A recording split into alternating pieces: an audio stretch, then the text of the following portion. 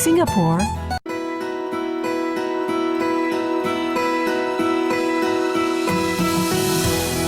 youths who came to Japan through the Sakura Science Exchange Program organized by the Japan Science and Technology Agency, JST,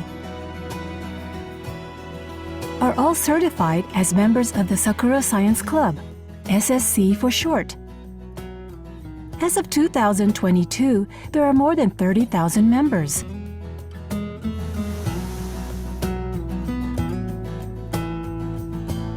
SSC activities are conducted voluntarily and autonomously by its members. After the exchange program, alumni events, country-specific events, and communication through social media continue to be held between participating countries and regions. These activities work to strengthen the bond with Japan. Moreover, through the Sakura Science Club website and mail magazine, JST supports SSC by regularly providing information on science and technology and on higher studies in Japan, and by helping alumni groups organize events. Through engagement in distinctly unique activities, we believe that these networks of future leaders will continue to expand and innovate. One of the main activities of the Sakura Science Club is to hold alumni meetings. So far, there have been alumni meetings in Japan, China, India, Indonesia, Malaysia,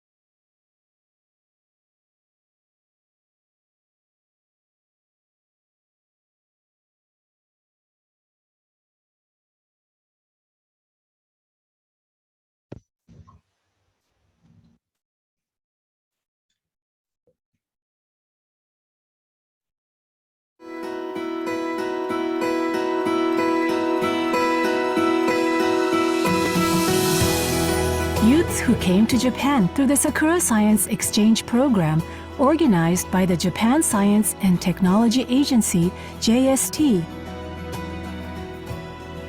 are all certified as members of the Sakura Science Club, SSC for short. As of 2022, there are more than 30,000 members.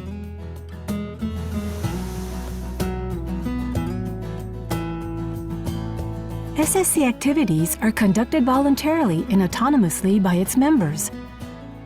After the exchange program, alumni events, country-specific events, and communication through social media continue to be held between participating countries and regions.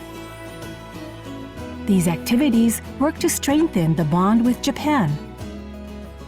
Moreover, through the Sakura Science Club website and mail magazine, JST supports SSC by regularly providing information on science and technology and on higher studies in Japan, and by helping alumni groups organize events.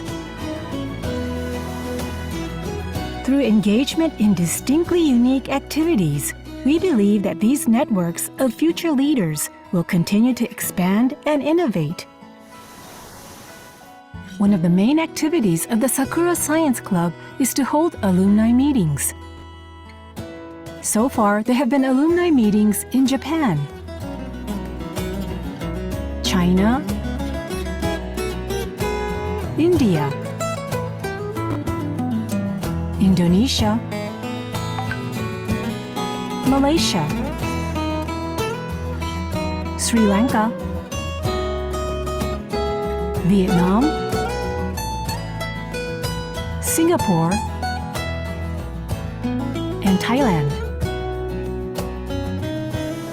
At these reunions, alumni members or researchers with ties to Japan and their home countries or regions are invited as speakers. Alumni members can rekindle friendship and can also learn about the latest research involving Japan. In addition, information on studying or working in Japan is provided by experienced members and by referred organizations, leading to ongoing exchanges with Japan.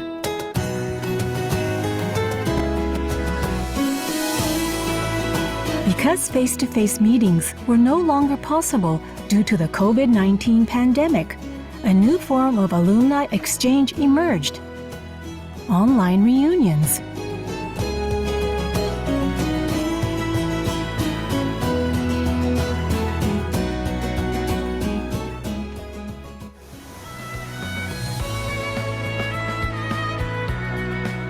In some countries and regions, SSC members have volunteered as coordinators to launch local alumni associations.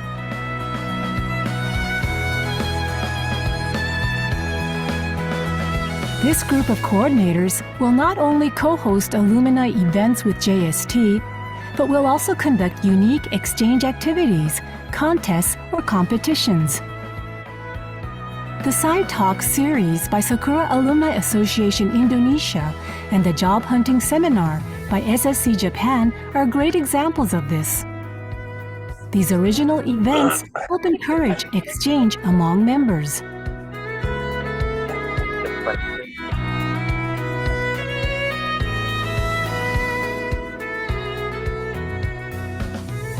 Konnichiwa and salam sejahtera. This is Lai Han Wei, the head coordinator of Sakura Science Club Japan. I'm currently working as a senior scientist in Kochi University, researching on photodynamic therapy in cancer. Started in the year 2014, Sakura Science Club stays committed to the goal of pursuing consistent growth and development in the science and technology, domestically and globally, by serving as a platform that encourages continuous scientific interactions among talented professionals from various fields between Japan and the world in order to contribute to innovative research. We aim to foster further exchange of scientific ideas through our consistent efforts in collaboration with industry, academia, and government.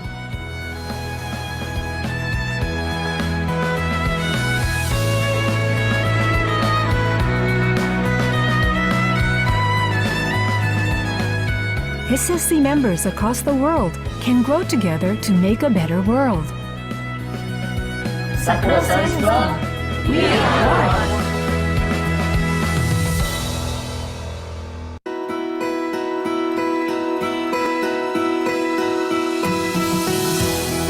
one. Youths who came to Japan through the Sakura Science Exchange Program organized by the Japan Science and Technology Agency, JST, are all certified as members of the Sakura Science Club, SSC for short. As of 2022, there are more than 30,000 members.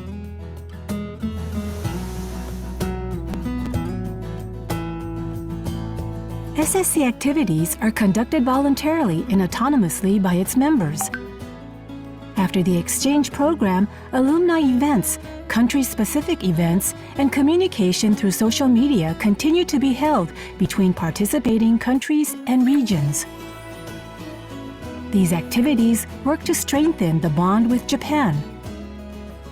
Moreover, through the Sakura Science Club website and mail magazine, JST supports SSC by regularly providing information on science and technology and on higher studies in Japan, and by helping alumni groups organize events. Through engagement in distinctly unique activities, we believe that these networks of future leaders will continue to expand and innovate. One of the main activities of the Sakura Science Club is to hold alumni meetings. So far, there have been alumni meetings in Japan, China, India, Indonesia, Malaysia, Sri Lanka, Vietnam, Singapore, and Thailand. At these reunions, alumni members or researchers with ties to Japan and their home countries or regions are invited as speakers. Alumni members can rekindle friendship and can also learn about the latest research involving Japan. In addition, information on studying or working in Japan is provided by experienced members and by referred organizations, leading to ongoing exchanges with Japan.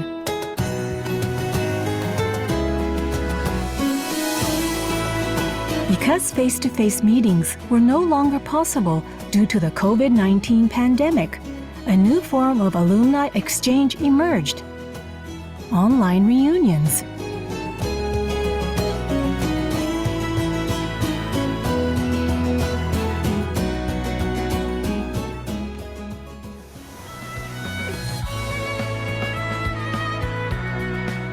In some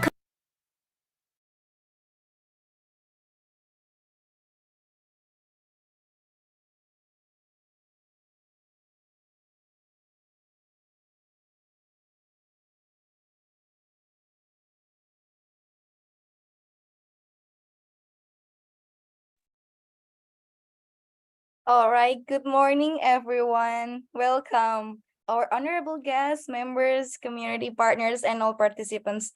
Great to see you in the second Sakura Science Alumni SDGs workshop, ASEAN-Japan Cooperation for Low Carbon Economy Investment. Hope all of you are in a good condition today. First of all, let me introduce myself. My name is Mutiara, as the Master of Ceremony for today's event.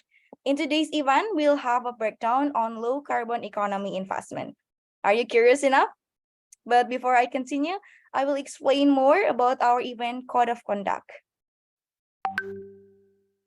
All right, first, participants are expected to use a virtual background during the event. Second, participants are not allowed to activate the sound feature before being instructed by the MC or moderator. And the third, participants are expected to turn on the camera during the whole event. Therefore, I invite all of you to open up your camera during the whole event. And in addition, all participants may rename the Zoom into institution or affiliation _name.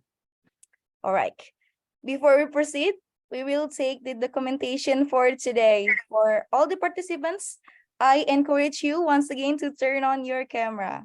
And for the person in charge of documentation, Mr. Krishna, please help us to capture the screen.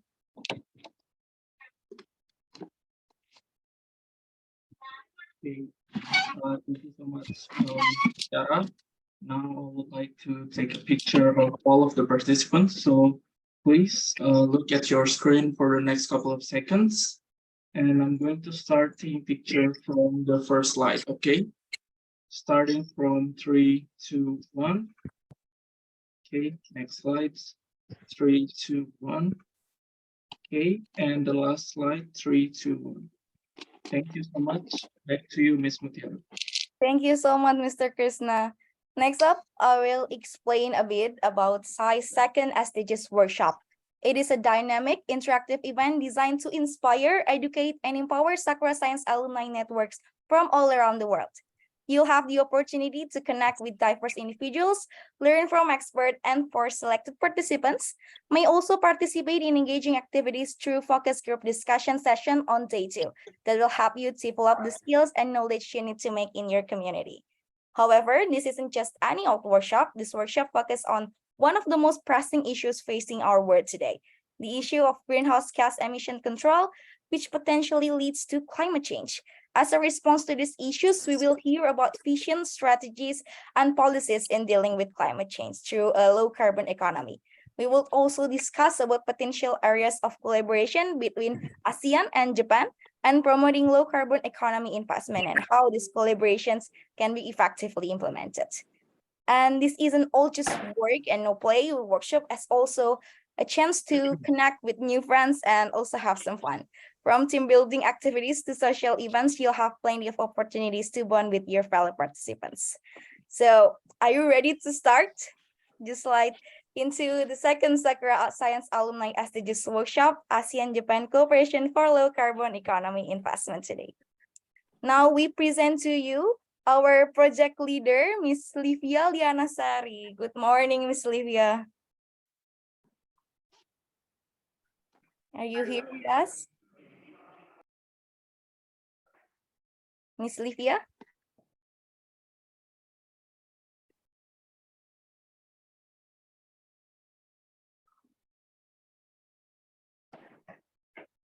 Okay, we will wait upon Miss Livia's.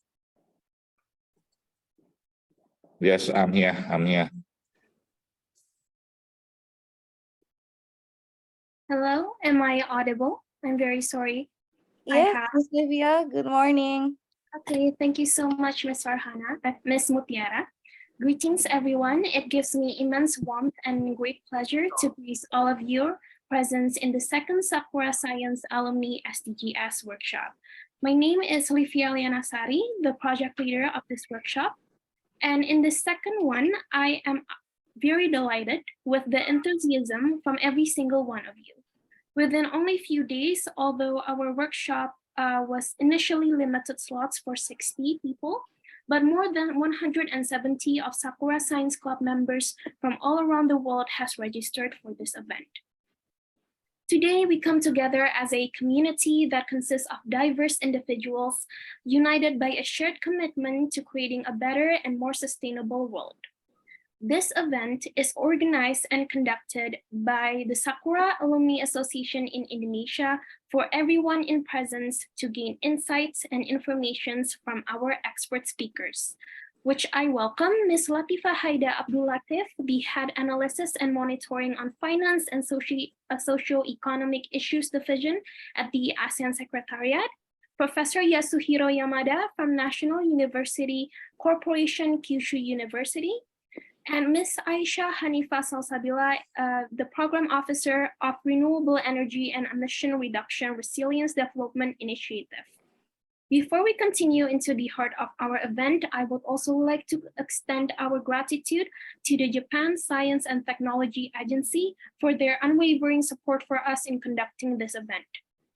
In addition, I want to express my sincere appreciation to our committee who have dedicated the time and energy to implement this workshop. To all the esteemed alumni present here today, I encourage all of you to make the most out of this platform to exchange ideas, insights, as well as to keep in touch with each other, which will help to broaden our knowledge and self-development. Throughout this workshop, we will explore more regarding ASEAN-Japan cooperation for low carbon economy investment in order to tackle climate change.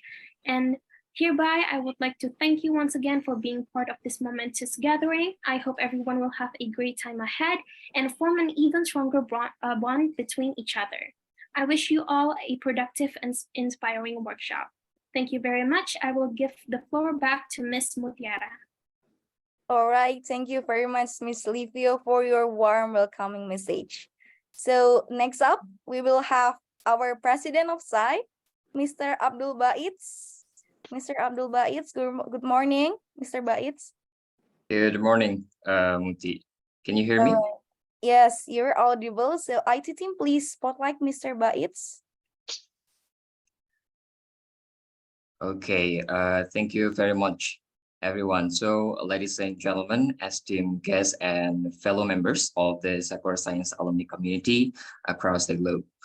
I am deeply honored and delighted to stand before you today as the President of Sakura Alumni Association in Indonesia, or SAAI, Coordinator 2023. Welcome to the second Sakura Science Alumni SDGs Workshop, with them ASEAN-Japan Cooperation for Low Carbon Economy Investment, where we embark on a journey of collaboration and progress. Today, we gather here with a shared vision to explore the profound impact of ASEAN-Japan cooperation on forging a low-carbon economy investment. Our theme underscores the importance of international collaboration in creating a sustainable future for all. As members of the Sakura Science alumni community, we carry the torch of knowledge and innovation. Our passion for progress, paired with a spirit of collaboration, will undoubtedly play a pivotal role in shaping a better world. Today's event wouldn't have been possible without the dedication and hard work of the project leader, Livia, and ad hoc committees and promoters of SAAI 2023, who worked tirelessly behind the scenes to make this workshop a reality, as well as the contribution from our distinguished partner and invited speakers from GST, GSTEC, Embassy of Japan, and ASEAN Secretariat Resilience Development Initiative, and also Kyushu University. Throughout this workshop, we will engage in insightful discussion, presentation, and interactive session. Our distinguished speakers and experts will share their wisdom and expertise, helping us explore how ASEAN-Japan cooperation can pave the way towards a low-carbon economy. I encourage each one of you to actively participate, share your ideas, and forge connections with your fellow alumni. Let's use this platform to foster a spirit of cooperation and innovation, creating solutions that will have a meaningful impact on our societies and the world at large. Last, but of course, not the least, I extend my warmest welcome to each one of you. Let us seize this opportunity to learn, grow, and make a lasting impact on the world. Together, we shall pave the way for a greener and more sustainable future. Thank you very much. Back to Ms. Muti. All right, thank you very much, Mr. Baitz. What a great opening. So we will have like our third opening speech. It's from Mr. Kazuhiko Aoki, but it is my regret to inform that Mr. Kazuhiko Aoki from the GST cannot attend the webinar today. So we will give you greetings from Mr. Aoki through the video meetings.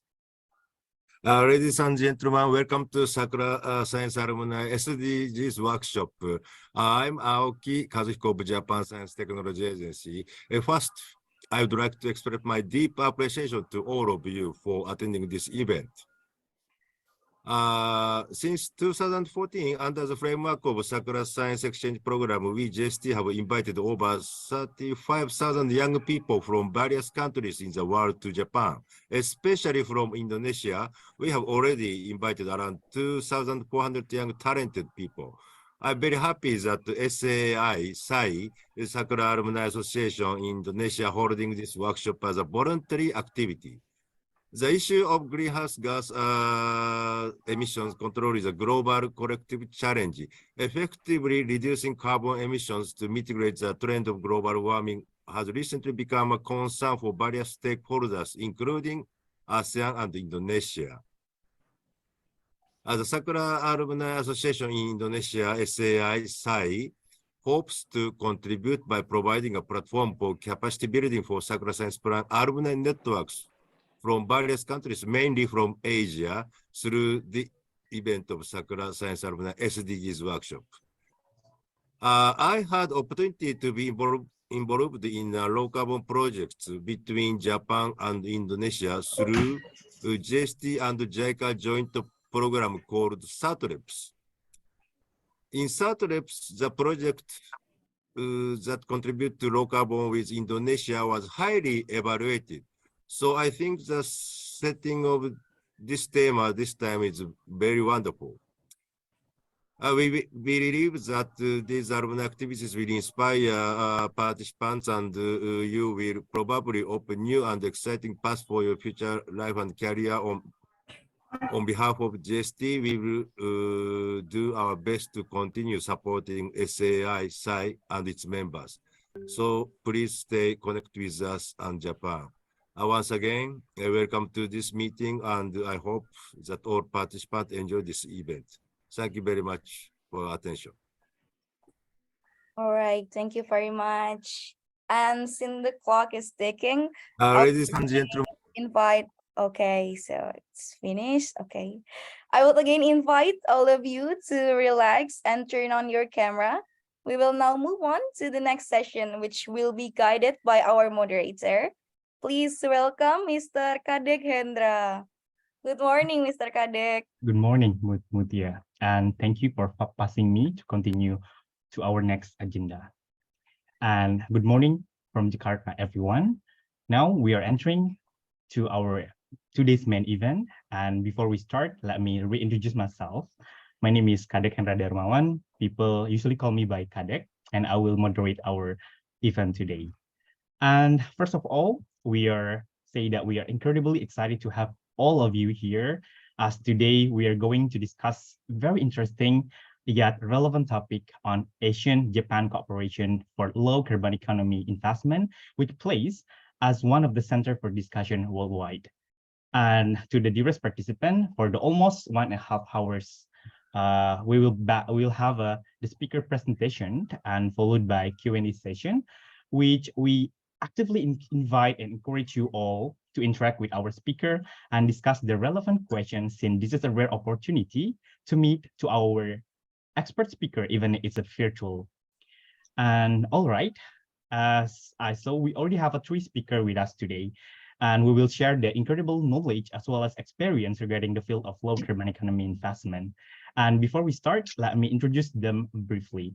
Our first speaker is Ms. Latifa Haida Abdul Latif, as Head Analysis and Monitoring on Finance and Socioeconomics Issues Division from Association of South Asia Asian Nation, or ASEAN Secretariat.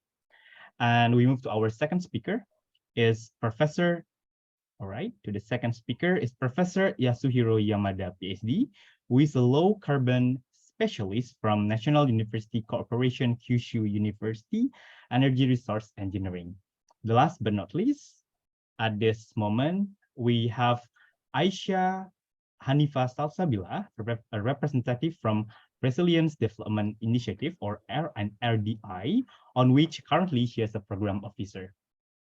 And right, throughout this webinar, we will be pretty much discussing various aspects on low carbon economy investment, particularly the challenges and opportunity for the Asian region as well as Japan, because we celebrate the 50 years of anniversary of ASEAN-Japan mutual cooperation.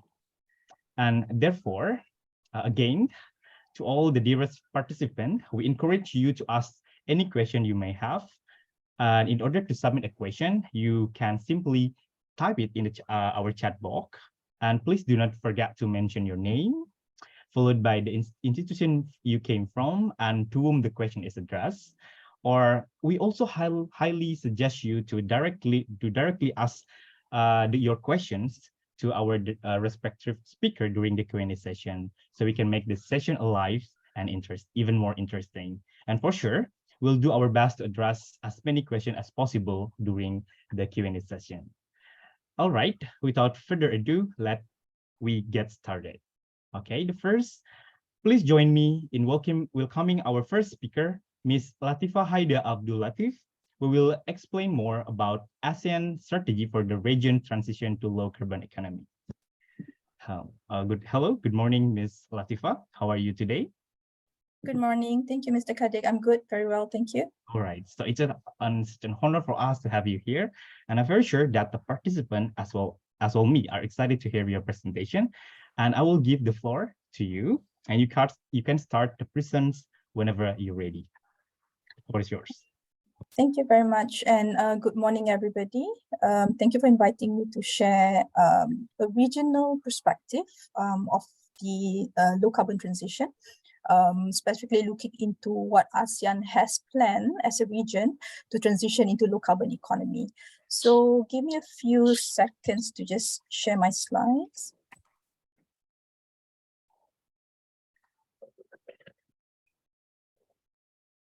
Can you see it? Yeah, now we can see it. Okay, let me just put it on presentation mode. I don't know whether it's working. Okay. So, okay, let me start.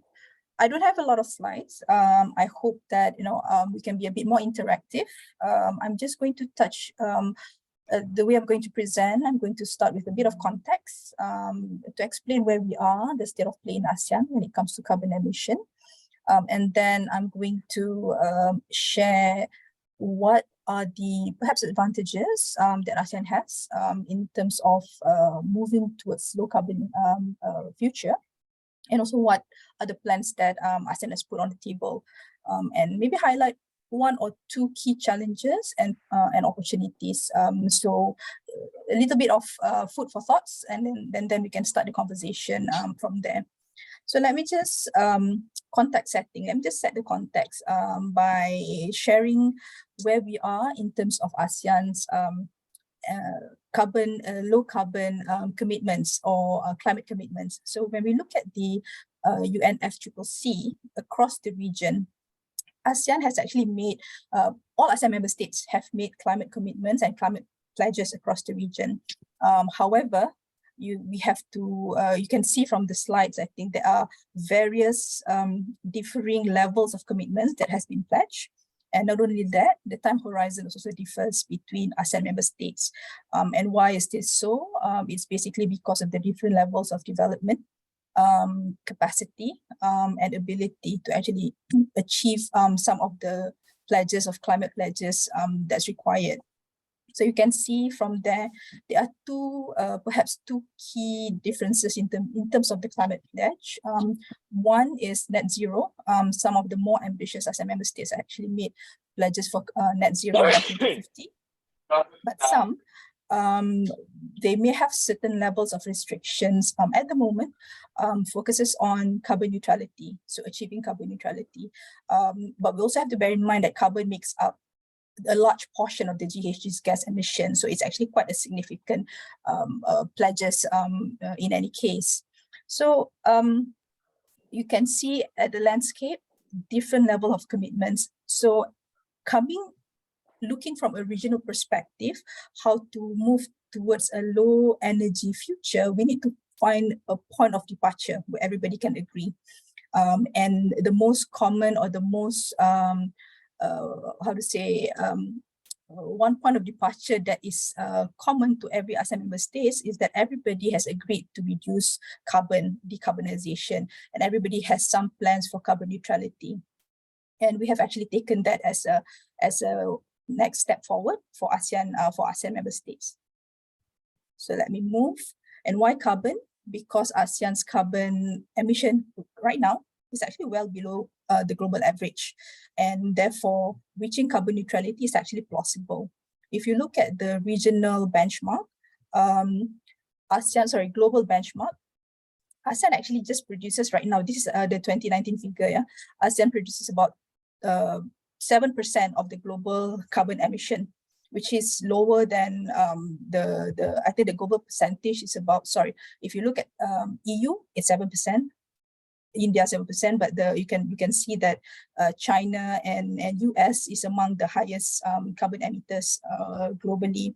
And if we look at the per capita emission, is even lower. So what it says here is that although we are, when we're looking into trying to reduce our carbon emission across the region, it is something that we can do because our production right now is not that much compared to what's being produced or what's being emitted globally. However, we need to remember that this is a 2019 figure, it's a historical figure, and going forward, ASEAN's energy requirement is actually 4 times.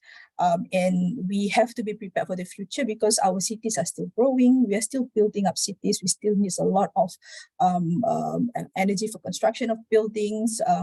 And in order to do this, we must have a plan in trying to use a more clean resources rather than how we have been producing and consuming so far. So let me just give an example. By 2030, ASEAN is expected to add another 140 million of new consumers. That would be 60% of global increase. And you can imagine the amount of consumption that will happen during that time. And also for Indonesia, for example, Indonesia's carbon emission is expected to double by 2060 if we do not abate by now.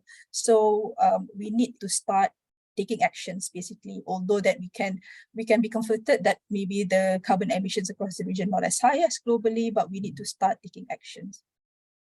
And I also would like to highlight that the increase in reliance on technology that allows us to just order food through apps, order a lot of products through apps, also contribute to a lot of consumption. It's accelerated consumption tremendously, and at the same time also increase waste. And there are a lot of moving parts that we need to consider and maybe change in terms of how we consume. So let me just move on to the, let me see, what's the next one? Okay, so I've talked about how much the carbon emission across the region. I've talked about the possibility for us to actually move towards effective decarbonization and low carbon future.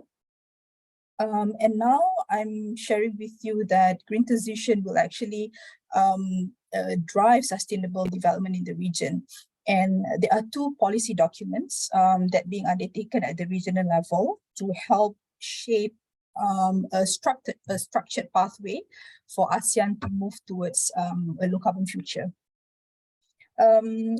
So let me just see. Okay, there are two key. I'm going to unpack each of the policy documents. The first one is Framework for Circular Economy for the ASEAN Economic Community.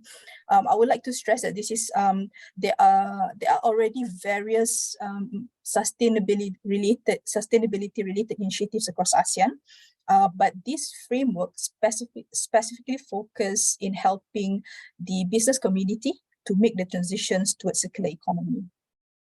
And what it does is to create a structured pathway towards circular economy transition in the region and enhance resource efficiency by minimizing waste or eliminating waste from the business processes and prolonging the use of resources.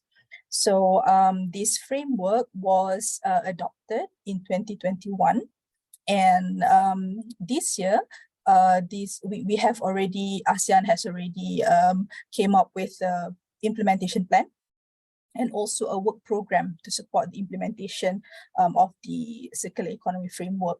And what it does, the framework basically looks into 5 strategic priorities that ASEAN need to focus on in order to be able to transition towards circular economy. And these 5 strategic priorities looks at harmonization, and it looks at trade openness and trade facilitation. It focuses on innovation, digitalization, how we can leverage on technology and innovation towards circular transition. It looks at access to financing and finally energy efficiency. So out of these 5 strategic priorities, the implementation plan outlines 67 initiatives that focuses on 3 high emitter sectors in the region, and the high emitter sectors are agriculture, transport, and energy. And the 67 initiatives falls into 4 broad categories that looks into standardizing or standards harmonization in these 3 sectors. It looks into creating capacity building programs, also creating innovative way for access to finance, sustainable finance, as well as looking into facilitating trade so that circular products can move smoothly across the region. And like I mentioned earlier, there's also a work program that focuses on specifically capacity building that will help businesses not just to transform their production processes, but also services that supports businesses, for example, the legal sector, to understand what would be the impact of EU's regulation on deforestation, for example, to ASEAN exports of timber to EU. So our lawyers need to be able to advise the businesses as well. It also looks into capacitating our audit sectors to be able to understand the global standards for sustainability reporting. So it's basically a whole, this whole ecosystem of business that we have outlined to help. And the 67 initiatives will be implemented between 2023 to 2030. So there are a lot of activities that has been identified, and this would be rolled out at the regional level where there will be scale and also resources that can be drawn from various partners, dialogue partners. And the second one, and just please, if I'm going too fast, or if anybody has any question, I don't mind being stopped and interrupted during the presentation. I just, sometimes I just keep on going without realizing if there's any question.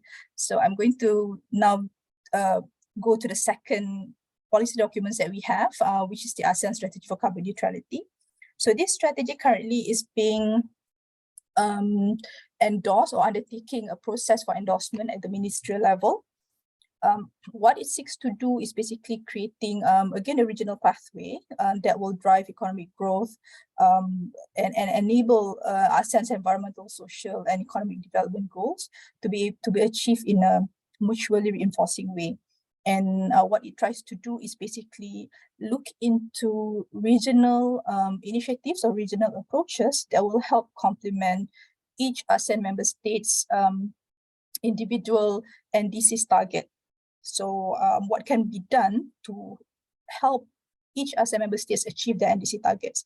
And these are things that can be done at the regional level. So we're not talking about taxation or anything, because these are areas that within the border, but what can be done at the regional level. So it will provide opportunity for collaboration among ASEAN member states, given that in terms of moving towards low carbon future, it has to be a whole a holistic approach. So why do we say that it's important for ASEAN? Because it not only low carbon future brings environmental benefit, but it also brings great economic benefits for ASEAN in the future. And the modeling that we have done in coming up with the strategy for carbon neutrality indicates that the green economy, the carbon neutrality transition will be able to actually bring up to 5.3 trillion value added to the ASEAN economy by 2050. And in terms of bringing in green finance investment, up to 6.7 trillion by 2050. And if you look at a shorter time horizon, up to 1 trillion investment can be brought into ASEAN by 2030. And it also creates up to 66 million additional green jobs for the region by 2050, if we are able to do this right. So I will share, I've actually shared the circular economy strategic priorities earlier, and I'm going to explain a little bit more on the ASEAN strategy for carbon neutrality, just to give you a little bit of a flavor where it is heading and what are the areas of focus for the strategy. So the strategy actually looks into there are 8 strategies that has been outlined. 4 of the strategies look into creating the fundamental requirements in terms of creating the right ecosystem for the region, and the other 4 strategies look into what will be able to drive growth that will create further economic value. So let's touch upon the drivers of growth. So there are 4 strategies that is being looked at. First is accelerating regional circular economy transition, circular economy supply chain, and this is key for ASEAN to do, given that we have our ASEAN Trade in Goods Agreement, for example, where we are able to integrate circular products into the agreement, and this is going to be legally binding, which means that everybody would be subjected to apply those rules. And for your information, the integration of circular products has also been done right now, is currently being done by the negotiators, because right now ASEAN is upgrading the ASEAN Trade in Goods Agreement, and there are there are inclusion of circular products into the agreement. However, we don't know how it's going to take shape yet. But if somehow we are able to reach meaningful commitments with regards to circular products, I think ATIGA agreement will be first in the world to be able to reflect circular products and circular products into a regional trade agreement or international trade agreement. And the second strategy looks into accelerating green value chain integration. So what this means is that it looks into removing barriers of trade to be able to bring green products faster to the market. For example, I think ASEAN right now looking into electric vehicles ecosystem. So what can we do to remove barriers so that throughout the value chain in the region, we'll be able to move around things faster when it comes to electric vehicles. These are another things that is being one of the second strategy that being looked at. And the third one is to connect green infrastructure and market. So this looks into grid connectivity across ASEAN member states, and also perhaps looking into how do we create a framework for power purchase agreement for the region so that power can be traded across the region. And number 4, in terms of economic drivers, are interoperable carbon market. And this is critical because in order for us to be able to attract investment and or even mobilize investment across the region, there need to be the same rule for the game. So if you have different rules for Malaysia, for example, different standards for Indonesia and Singapore, is going to just add a regulatory burden for businesses. So we must be able to also have interoperable carbon market. And the next 4, that when I talk about the fundamental requirement, is basically building related to building capacity. The first one, or number 5, is green best practice sharing. So ASEAN member states, not just among ASEAN member states, but also among our other partners, to be able to share best practices and learn from each other, and include technology transfers and knowledge sharing as well. The next one is green talent development and mobility. This is particularly important because in several of our scoping exercise, when looking into developing the strategy or even the framework, one of the most fundamental gap that we need to address is capacity building. Awareness is a big issue in ASEAN, awareness and capacity. So being able to develop green talent and ensure, not just developing, but ensure mobility of the talent across the region is also important. We are looking into perhaps building a talent taxonomy, green talent taxonomy, that will help mobilize talent across the region. Number 7 is credible and common standards. Again, I mentioned earlier about interoperable carbon market, where there need to be a common standards across the region to be able to attract and deploy green capital, which is the final strategy for ASEAN to attract and deploy green capital. And all this are actually interrelated because without a common standards, it's going to be very difficult to mobilize funds or investment. Let's see. So I've talked about how much economic benefits it's going to bring, and then also the environmental benefits. But at the household level, the transition to carbon neutrality could also drive down household energy cost saving by 1% to 3% across the region. So it's quite significant for us, or quite important for ASEAN to actually move towards carbon neutrality. Let me see my note, consult my note. Okay, so another point that highlights the need is if you look around the world globally, I briefly touched about the EU regulation on deforestation, on EU Green Deal. Part of the EU Green Deal looks into imposing carbon border adjustment measures, basically carbon tax.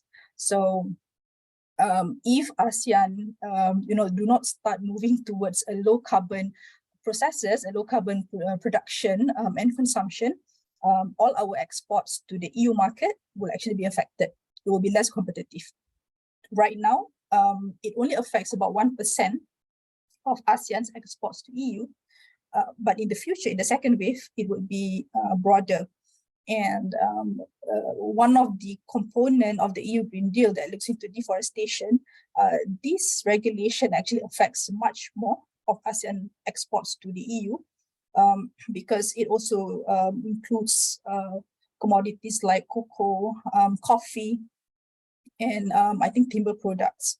So in order for ASEAN to remain competitive in international trade in the future, we must start looking into policies towards the low carbon transition. And let's see. Okay. So this is actually my last slide. So I'm going to highlight the two sides of it because I've been requested to actually highlight what are the challenges and opportunities. So I basically sum up into like one very broad areas in terms of the challenges. I think I've highlighted earlier the lack of awareness and capacity that causes fragmentation across the region. I'll give you an example. When I talk about awareness, ASEAN is actually missing out on opportunities to recycle waste. For example, the used cooking oil. The way that we cook our food across ASEAN, in Indonesia, like gorengan, for example, everybody loves snacks, right? It's the same thing in Malaysia, in Singapore, across the region. We use a lot of cooking oil. But the rate of, and cooking oil is actually a leading feedstock for green biofuels, such as renewable diesel or sustainable aviation fuel.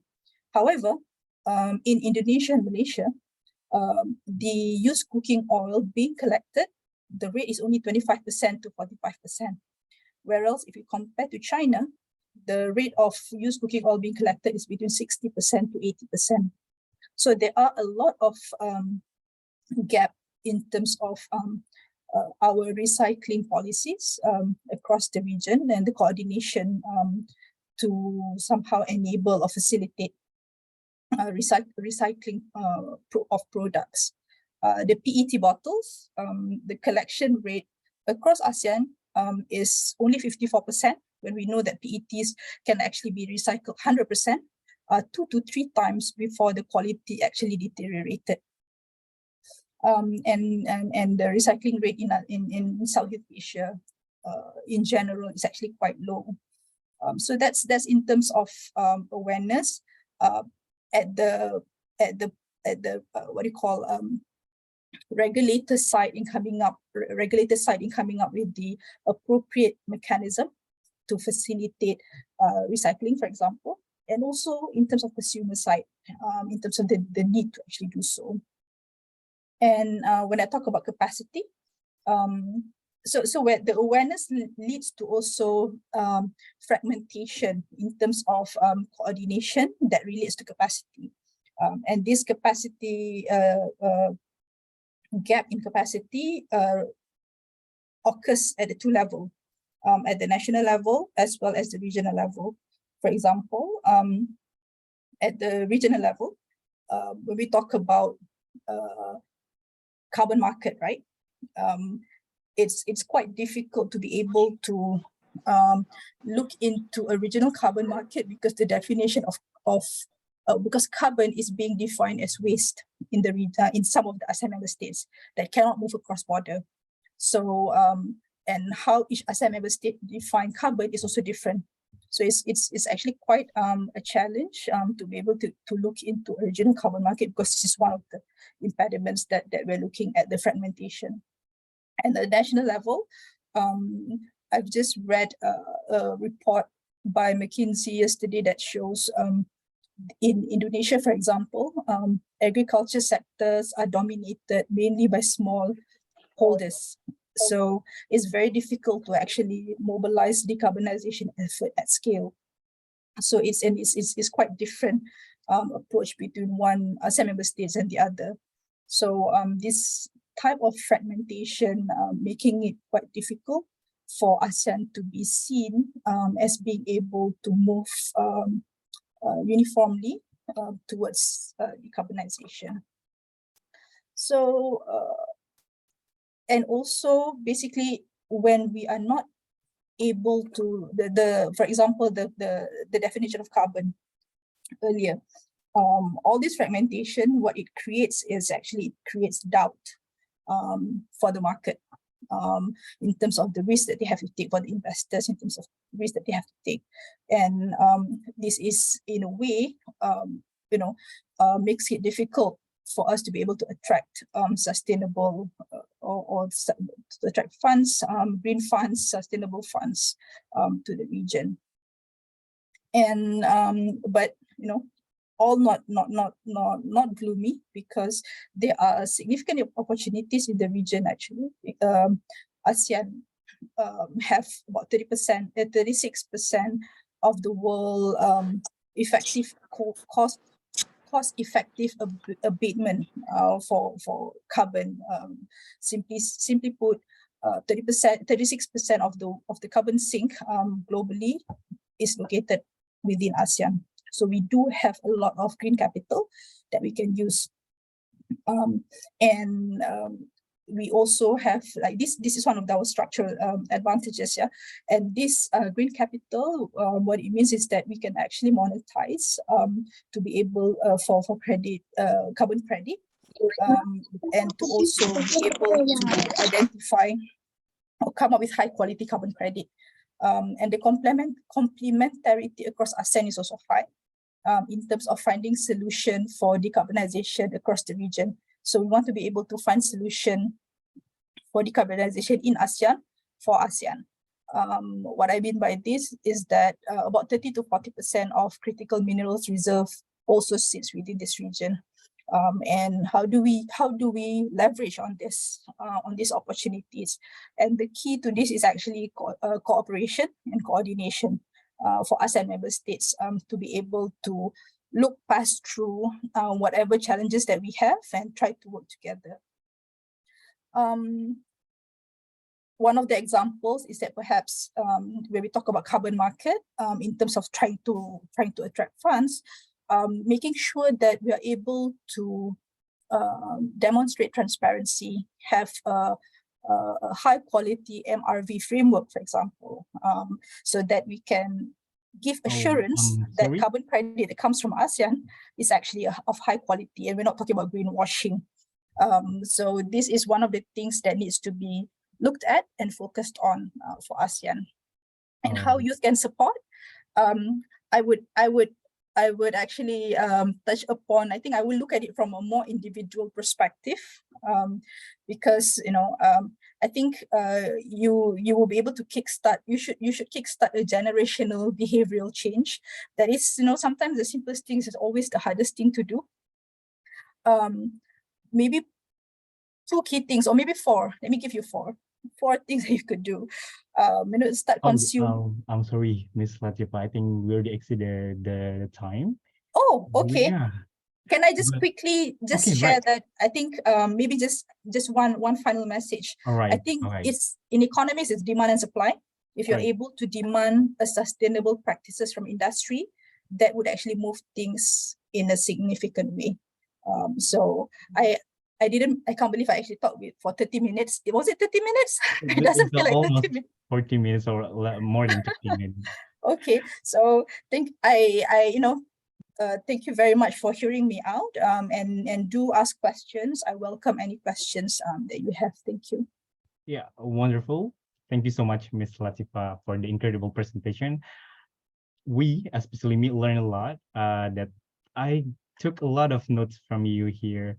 Like, I just aware that there's a two, the documents in the ASEAN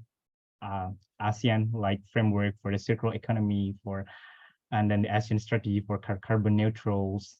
And then we as the region, we are committed on doing the low carbon, and we're committed to the global NDC commitment as well as the climate pledge.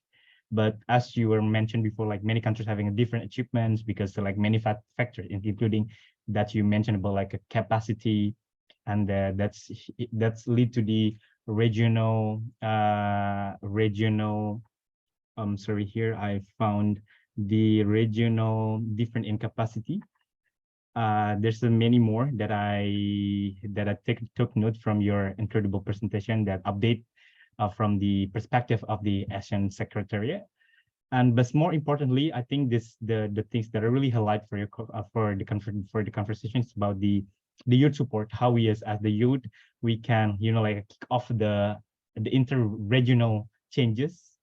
I mean, talking about because you mentioned is the time to start, because if we not start for now it's like been an issue in the future. It's not a issues in the future, but if not like not thinking in the future or further, let's say we will double on this kind of carbon neutralization and etc. And it is note that Ms. Latifa will only join us for this session, meaning that she can attend the Q&A session. Therefore, if you have any concern about her topics on the carbon neutralization, we will try to allocate the question first to other speaker if it's relevant. And again, thank you so much, Ms. Latifa, for your time. It's very delightful for open up our session today. And for now, let us move to our second speaker here. We have Professor Yasuhiro Yamada, who will explain us about more about the significance of carbon capture and storage, now at CCS for low carbon economy. Without further ado, please welcome Professor Yamada. Hi, Professor. Okay, well, thank you. Can you hear me? Hey. Yeah, we can show your slide. So Great. we start your presentation whenever you're ready, Professor. Okay, yes, thank you very much. Yes, well, it's a great honor for me to be invited to this meeting, and I'm really happy to talk about the outline of such the effort to reduce the carbon emission to the atmosphere, and in terms of the environmental issues. Well, I'm teaching at the Department of Earth Resources Engineering in Kyushu University, and well, I'm happy to know to you closely because one of my students is going to be in London from October this year to get a joint degree program, master joint degree program with ITB. So I'm going to visit Indonesia from time to time from now on. So, well, it's a great opportunity. Thank you very much. Okay, well, and today's I'm talking about the carbon capture and the storage issue, and this is called the CCS. Is that maybe? Oh yes. Okay. Well, this is my brief background, and I have a working experience at an oil and gas exploration industry as an exploration geologist for 16 years, and then changed my career to be a university academia, and then I'm teaching after that. Okay. And the situation is, I think you all understand, is just brief outline of what's going on in the past 50 years. Well, since the economy grows and we need more energy. So, and we have been using, say, coal and oil and gas and the nuclear and another type of an energy. We're consistently growing in the past. So because the world economy is growing, and especially in the ASEAN and Indonesian country, where you are also growing rapidly. So we need huge amount of energy in every aspect of the time in the past. But when you look at the ratio of what kind of energy resources we have been using in the past, this is 50 years ago, and nowadays the ratio hasn't very changed a lot. Well, the coal is near the quarter, and oil and gas is more than half, and biofuels, and that is the traditional style of just burning trees and wood, and people still using, and of course, and the ratio overall is more it's same. So we are still burning a lot of fossil fuels. So and this is the reason why we are producing huge amount of greenhouse gases, that is called the GHG, and you can find the above at the top diagram that the carbon, the global greenhouse gas emissions up to the atmosphere, the coal and gas and oil, that is the fossil fuels, that is most of these things. And since the energy we are using is a bit more various, but the still such the fossil fuel as the majority of the energy we are using. That's why the emission of these gases are expanding rapidly. So this is diagram showing that the world greenhouse gases emission to the atmosphere. You can find that in the past 50 years, it's consistently growing, increasing. And in the past, there's a short time period that we saw a huge drop. No, it's a slight drop in the 2008 or 2020. 2008 is the economic crisis happened at the time, and also 2020 is the era of COVID-19, as you saw. But after all, that is growing anyway. Okay, and the energy supply in an Asia Pacific area, where the situation is more or less the same as in the world trend, and oil and gas and coal, such the use of these are growing, and so we need to reduce it to protect our environment. And as you see, a lot of say environmental issues growing. So we have to reduce the greenhouse gas emission to the atmosphere. So nowadays, we are producing huge amount of greenhouse gases, as you saw, and we cannot stop it tomorrow, of course, because we are using that energy resources. That means day by day, we are producing huge amount of greenhouse gases, especially the carbon dioxide, I mean CO2. So we cannot stop, we cannot change rapidly in a few days or so. So we are paying huge amount of, say, money and also a huge amount of effort to reduce the emission, but still it may take some time to reduce it. So, well, in coming 30 years or so, the emission of the carbon dioxide to the atmosphere would be something like more than 600 gigaton of carbon dioxide. So it's a huge amount anyway, but we need to reduce it. So what we can do? Well, the international energy agencies have published a report in some years ago, and it's saying that this is the time of vital technology development, because to reduce the environmental issues, we need to develop a lot of things. So in this report, well, you can see the keyword CCS or CCUS. So net zero will be virtually impossible without CCUS, and the CCUS grows and evolves on the path to net zero. Carbon removal is a part of net zero equation. CCUS is up and running in some sectors, but lagging the most quite critical and so. So, well, this report is especially on the carbon capture, utilization, and the storage. That is the CCS or CCUS. So this is the growing technology to actually, we can count to reduce the carbon emission to the atmosphere. Okay, well, what that CCS or CCUS means, and this is actually to use the subsurface to inject the captured CCS to the subsurface. That is CCS or CCUS.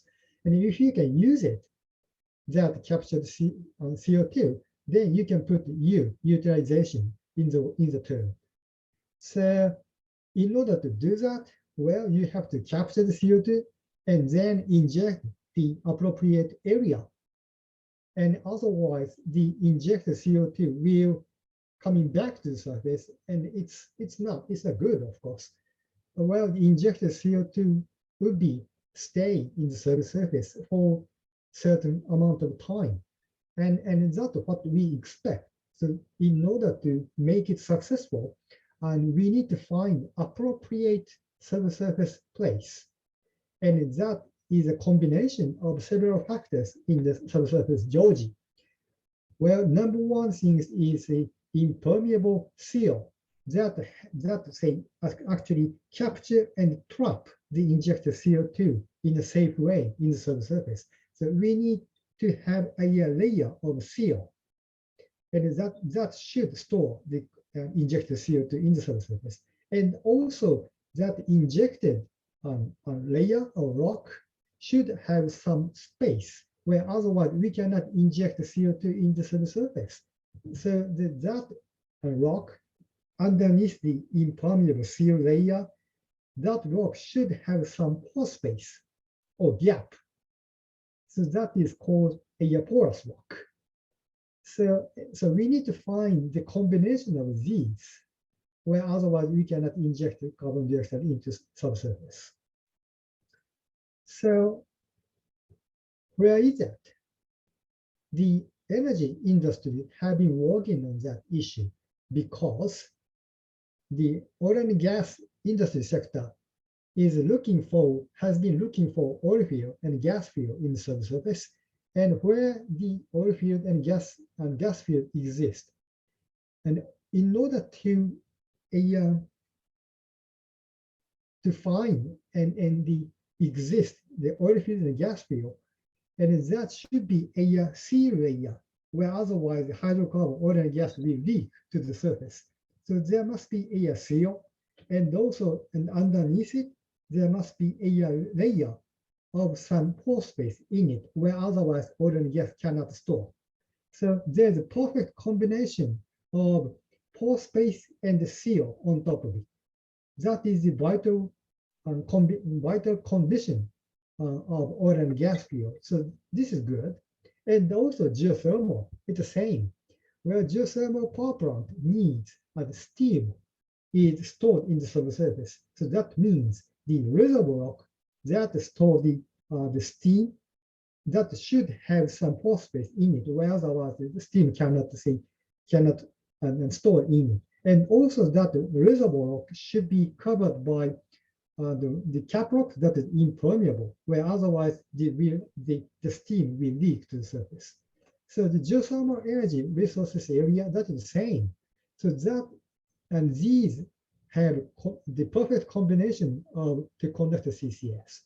So such energy industry have knowledge to look for such an appropriate places for CCS. And that's why these industry sectors are working to conduct such a CCS operation in some places. Okay, but still the CCS and CCUS has many uncertainties because we are going to inject the carbon dioxide to the subsurface, and that injected CO2 will do something, of course, in the subsurface that could expand, or that will migrate laterally, and then that may do something to disturb the subsurface environment, to induce the seismicity or possible leakages or fracturing. So we have to evaluate what will happen once we inject the carbon dioxide to the subsurface. So that is uncertain, but we have to understand what will happen once we do that. Okay, well, even such technology challenge exists where the carbon emission have to reduce. And is there a possible scenario? And how do we reduce the carbon emission? Well, the simple thing is just say turn off the light or the electricity if you don't use it. It's quite simple.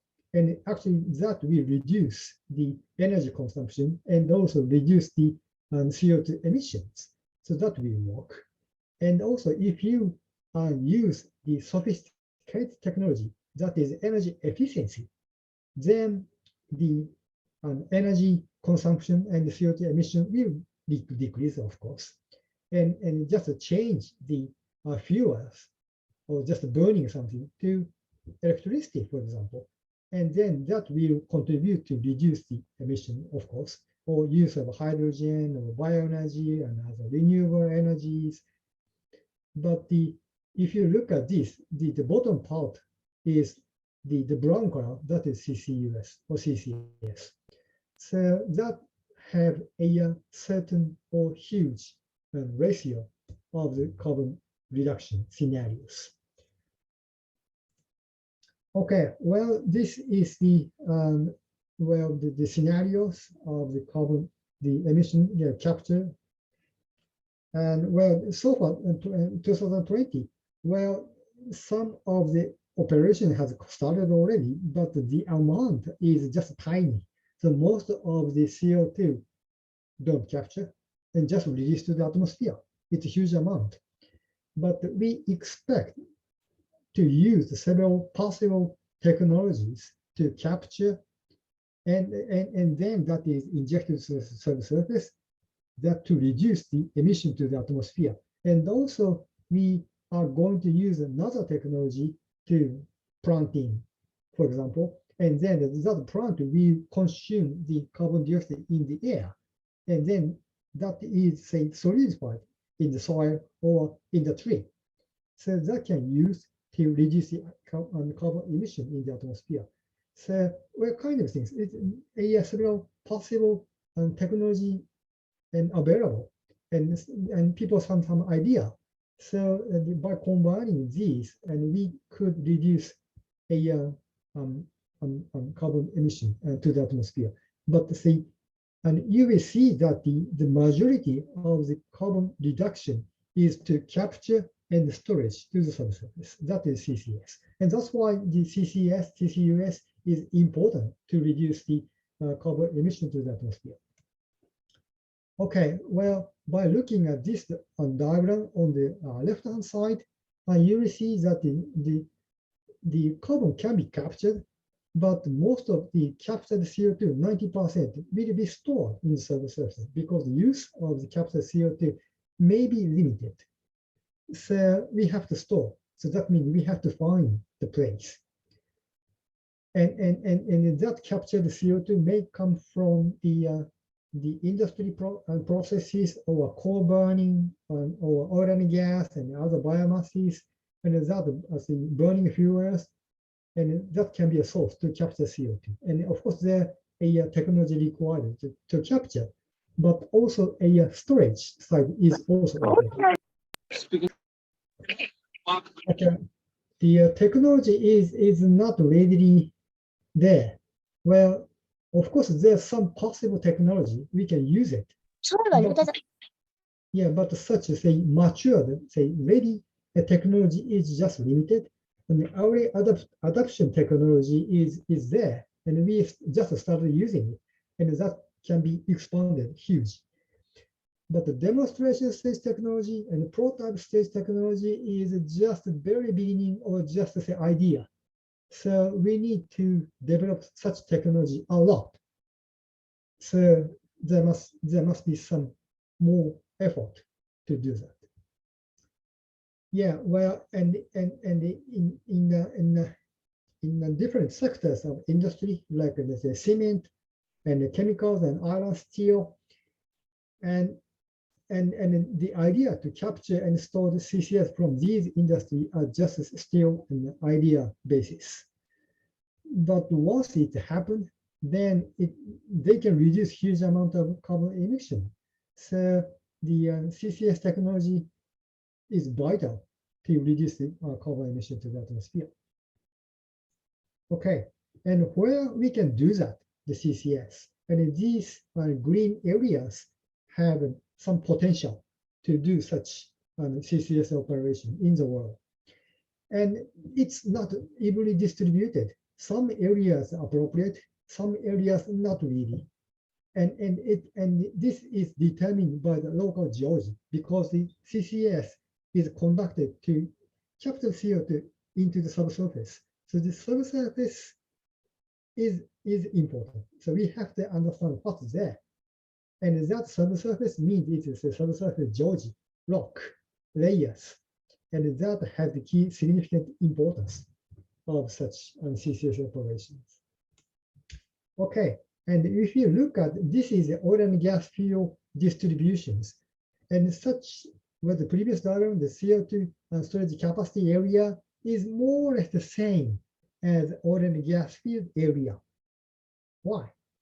And it's because where we can find and where oil and gas field exists, and oil and gas fields are in the thick sedimentary pile, and that sedimentary pile produce hydrocarbons. And at the same time, the CCS needs some sedimentary pile because we inject CO2 to the subsurface. So we need some thickness of sediments. That is the same as oil and gas field exists. And that's why the oil and gas field there, and that means that area also has some potential of CCS. So that's a good combination. And the oil and gas industries are working on that basins, and they have a knowledge of the local geology. And also they have technology to inject the CO2 into the subsurface. So we can use both knowledge and technology to apply that to conduct the CCS operation in that area. And if we can say calculate the amount of CO2, the CCS storage possibility, then the possible amount of CCS in the world is good enough. It's potentially a huge amount of capacity there. So if we can find appropriate place in such area, we can conduct the good amount of CCS operation in these areas. Okay, well, so far, the CCS and CCUS project is in operation, and on your right-hand side, and you can find the name, the term EOR, that is enhanced oil and gas recovery.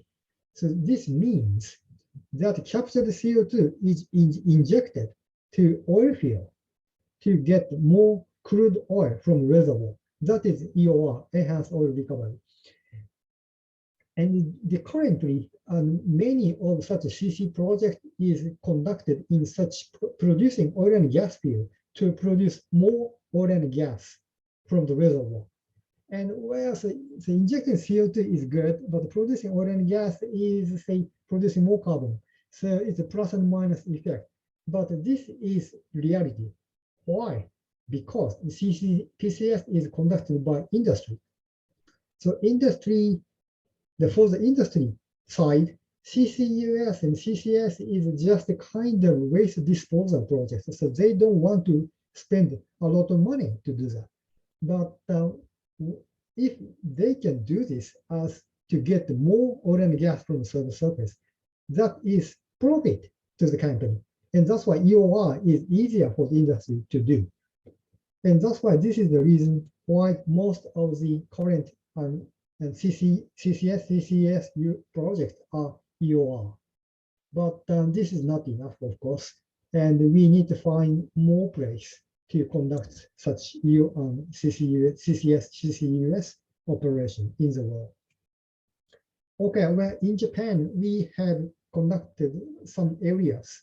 And one is something like 30 years ago, so this is the test pilot site in the former oil and gas depleted field and the Niigata area, and they injected some the small amount of CO2 to a target aquifer area.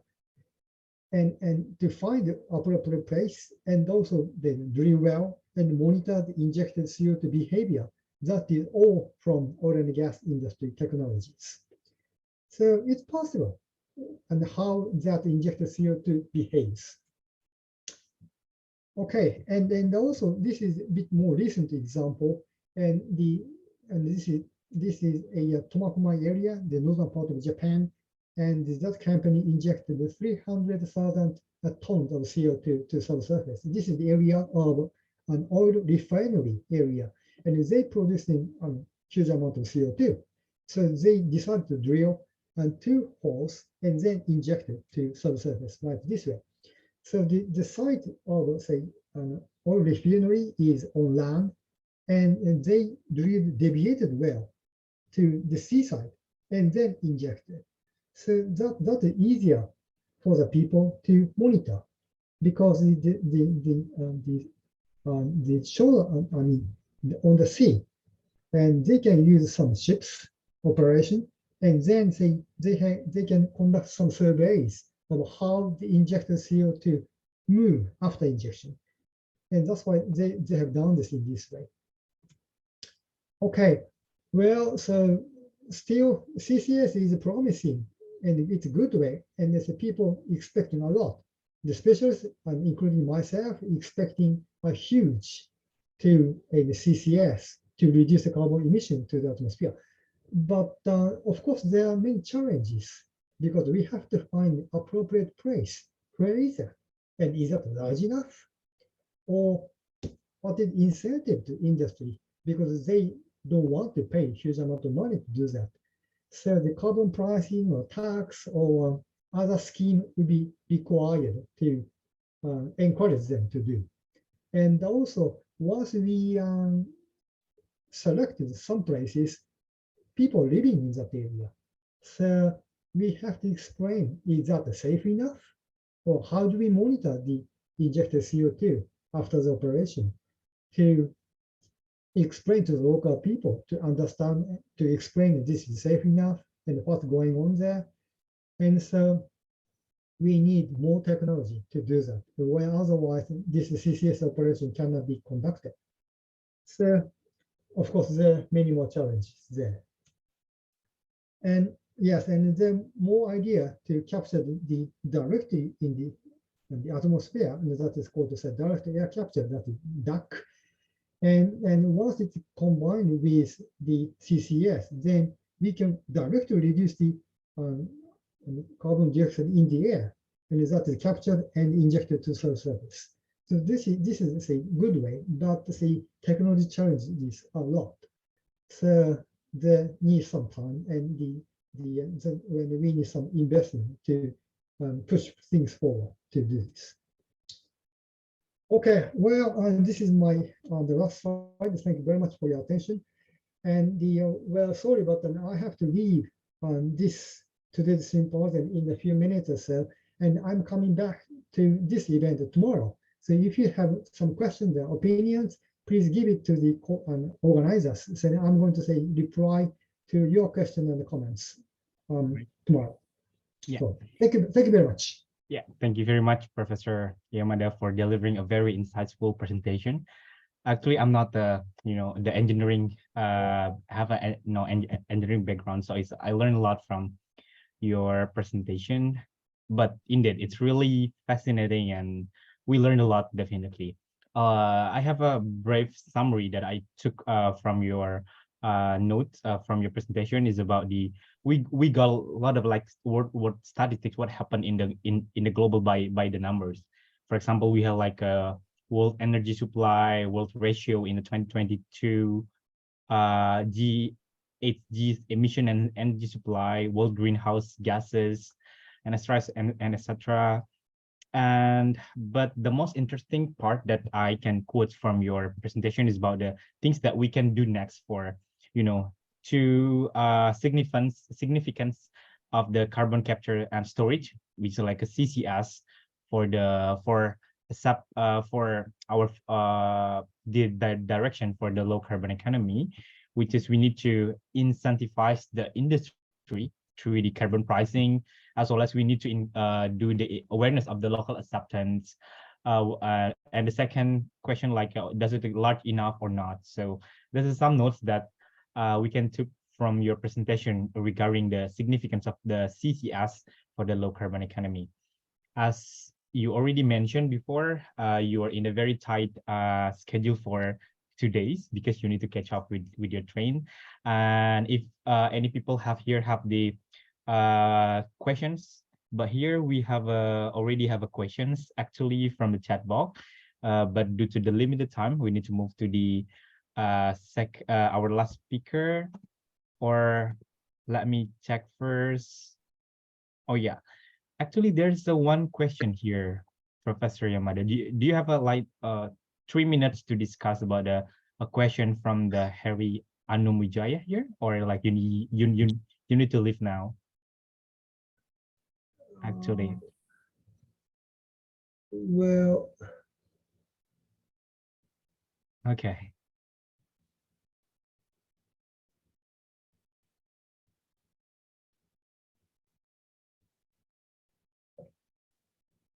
Sorry, what's the question? Okay, the question is about the currently there's a our participant named Harry Anumwijaya have a questions regarding the fastest solution to decrease the CO2 emission in the Earth's surface, because in the another explanation, currently he's work on CCUS specialty in the CO2 separation membrane. And then the UN just announced that this July is the hottest month that being recorded.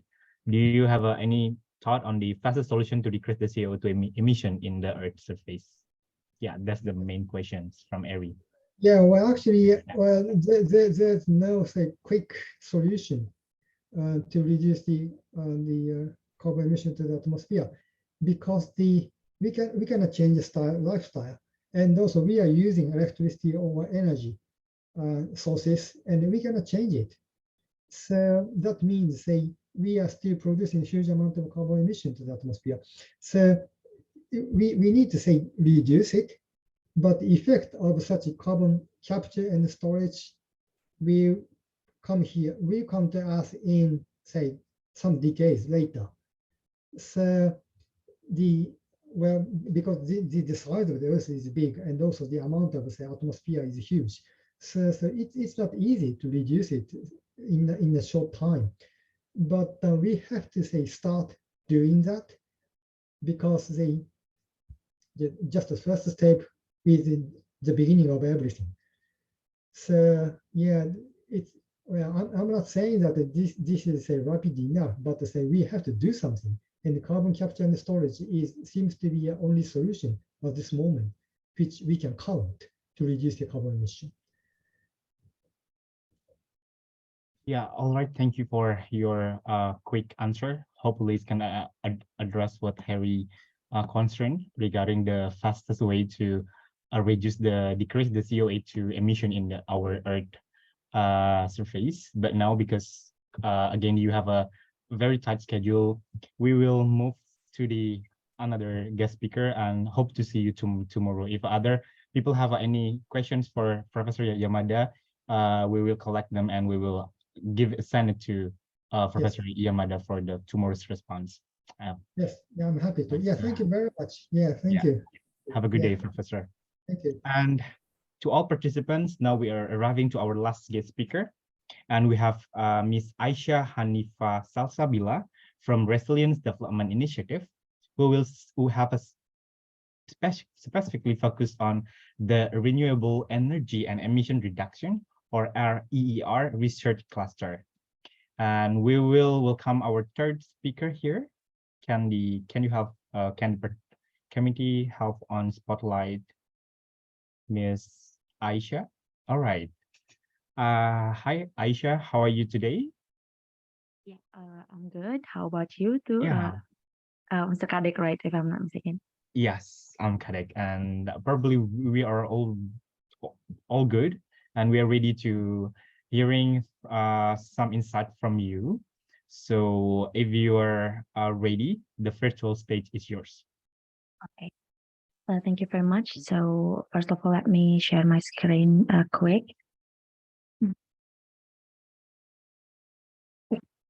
Yeah.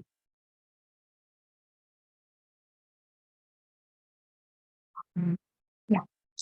Okay. First of all, can you guys see my screen already? Yes, clear? it's readable, Ms. Aisha. Okay. Yes, thank you so much. Okay. First of all, good morning, everyone. At least here in my place, good morning. First of all, thank you so much for the Sakura Alumni who have already. Thank you so much for the Sakura Alumni who have already given me the opportunity to present about the low carbon economy, especially talking about the concept and cases for low carbon economy investment implementations. So I'm really happy to be given the opportunity to speak here on below of my work as the program officer of the Renewable Energy and Emission Reduction Cluster here in the Resilience Development Initiative. So briefly, we are an Indonesian think tank, which we usually conduct studies related to sustainability, resilience, and also on my research cluster specifically, we researching about the renewable energy and also the emission reductions projects and also studies going on in Indonesia or even the regional scope here, talking in the ASEAN and also the Asia Pacific.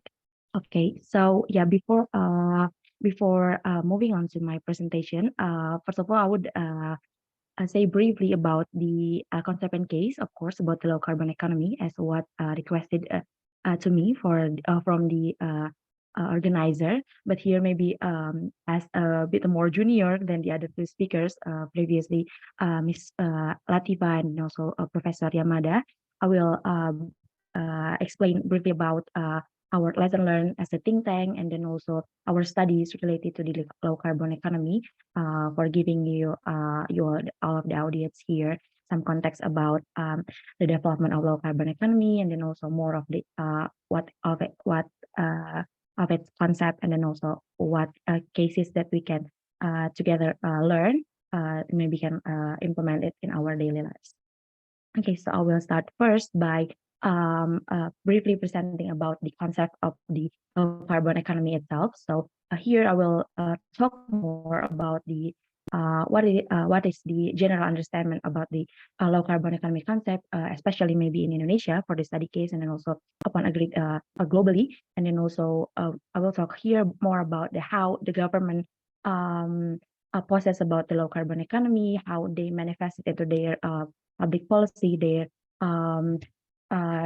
work program, then how they put their services to manifest the low carbon economy in their development context. And then after that, I will move I will talk more also on the cases, and then how to we here as the participants here can also contribute to the low carbon economy itself. So first of all, we will define about what is the low carbon economy here. So it's actually a very general term, which also like sometimes interchangeable also from the green economy, and then also maybe you also have the previous speakers have also lots mentioning about circular economy, low carbon economy. So there's basically some kind of like similar efforts on transitioning into the better condition for our planet, right? So, but here in the low carbon economy, it highlights specifically about the economic who focus, who also take into considerations about how to reduce emissions, how to produce less emission from the economic activities in our daily life. So talking about specifically in Indonesian context here in Indonesia, we have the main focal government institutions, which is in the national level. This is the Ministry of Planning Agency, which they have a specific program about the low carbon development in Indonesia, or the LCDI, as we know, which mainly aims to maintain the economic growth through low carbon emissions, especially through developing emission reduction policies and also emission intensity in the priority areas of our daily activities, such as the energy sectors, transportations, land use, waste, industry, and also the marine. Here in the low carbon economy as defined by the low carbon development in Indonesia, we are trying to transitions between the brown-based economic into the more green-based economic. What is the brown-based economic here is that maybe as we have also familiar from what our ancestors did in the revolution industry, where they're more focusing into extractive industries like exploring the natural resource for using the in our daily needs, such as the fossil fuel-based industries and also transportation system, high and also intensive emissions from the industries, and also linear activities, which we'll talk more about that in the next section, and then also more explorations on a bio-based natural resource for, as we know that maybe woods, timber products, and then also energy products, and then another economic activities that causes more deforestations, and then also posing threat for our peatland and our natural ecosystem, and then also forest ecosystems overall. Here in low carbon economy, we are trying to transition that into a more green based economic, which for instance, from fossil fuel-based energy, we're trying to transition that into using a more renewable energy source, which is not limited from the earth, and then it can also reproduce itself from the earth, but then also not creating a very high emission from its process. Whereas we know that fossil fuel based electricity solar energies create lots of emissions, which as we can feel right now, worsening our air quality conditions, which in the long term, it will also threatening our health systems. And then also we're trying to transitioning from a very intensive industry, which use of lots of energy and also produce lots of emissions into a more low carbon industry, from implementing more sustainable products, and then also more circular process on their industries, and then also as well as implementing the circular economy itself. For as we know that maybe the most crucial part is about the waste management itself, right? Because most of the time we're just like dump it in the waste disposal, but then here we're trying to make it more circular, that how we can reuse again the waste, so it can still be useful for our daily lives. And then also another environmental conservation efforts, from which we only like just extracting, exploring the natural resource. Here we're trying to use as minimum as that resource for our daily lives, and then also to make to as well as to conserve it, so it can still align together with the how ecosystem provides for us, but still we create more economic benefits from it. So yeah, that's basically what is the government here in Indonesia, especially or in the regional areas, sees about that, how the low carbon economic works. So moving on here and more into a specific case about the low carbon economy. So the first one was how the government sees the low carbon economy. How are they manifested into their regulatory framework, and then how that's why it make it a mandatory for of the citizens to follow that, to make it upon agreed principles as well. But here, aside of talking about the concept solely, talking about the emission reduction itself is like how the actual plan of the reducing emissions, right? It's not only about the policy, about the target, about the our ambitions about that, but here where we'll talk more about how we do emission reduction itself. So one of most viral case is the renewable energy project, right? Because here in the renewable energy project, we are of course shifting into a energy source, or even like industry which source it from the non-renewable source, for instance fossil fuel. But here we're transitioning in the upstream, even from using the natural resource that can be renewable, and it's not exploring the natural resource. And then also in the same time, it's also like creating low emissions, then not really high as intensive as was the fossil fuel or the most industrial works here. So the most emissions reduction which generates a lot of emission reductions, or mainly from the renewable energy project here. And in the case of the low carbon economy itself, like of course we're talking about the economy, right? So it's of course talking about again about how to finance it, how to make the economic works, right? Of course we have the object, we have the policy, we have the ambitions to create the renewable energy project, but it comes back again on the economic side and how to finance it, how to make it how to make it profitable, how to as well as also to benefit the people, and also have the environment mission to reduce emission and create a better planet.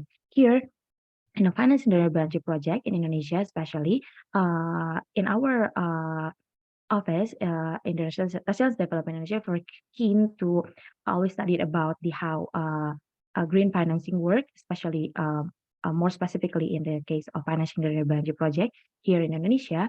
There are there's actually lots of renewable energy financing scheme, but here are several which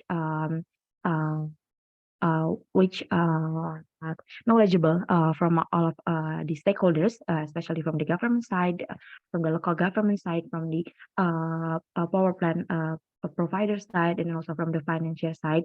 The renewable energy project can be financed by the equity, which is raising capital through the sales of shares. It can also divide it into more lots of types, a joint venture, which there is basically a lot, several institutions, organizations like come put their money together to finance the renewable energy project, not only from the financial, all of the shareholders, but also from the renewable energy provider itself, and then also equity investment fund, which a coalition of from all of the equity shares, and then also the venture capital, where most where there is particular shares raised for renewable energy project. And then also there is also the direct project financing, which mainly in form of grant of donors, which the investor mainly finance the renewable energy project, and then also they will be repaired from the project revenues, for example, for the electricity sales, and then also the produced electricity. And then there's another cases, for example, a leasing, a senior debt, and subordinate debt. But here, well, highlight most about the green sukuk itself, because it's the growing green financing in Indonesia. It is not only just focusing on the green financing itself, but it also combines with the principle of the Islamic laws, which is that also have principles on financing environment friendly projects, which also because of its following the principles of the Islamic laws, it also provide the interest free bonds that also generates returns to investors which in this case to finance the green project. So I know that this renewable energy financing project is quite hard to be understood for the general public, because me as well, because I'm not like, maybe if we're not coming from the economic background, we're not really familiar with this. But yeah, basically to finance the renewable energy project, we have the project financing, basically just the investor finance the electricity project, and also the equity, and then also more other financing models. But here I have one example of financing the renewable energy project. Here we have the largest wind farm in Indonesia. It's located in the South Sulawesi, which generates quite a lot of electricity. It's if I'm not mistaken, it's electrified up to like a district or more, and also it connected to the grid of our national electricity provider, PLN. And the project was financed by loan, mainly by the PT Indonesia Infrastructure Finance, which is a national loan backing financial institutions, which for infrastructure financing, which the project itself financed about the 150 million US dollars. Here, of course, it needs lots of project financing, but it is also create a great benefit, which in that CEDRAP region, it makes them transition into a more green electricity, which is in this case specifically sourced from the wind resource.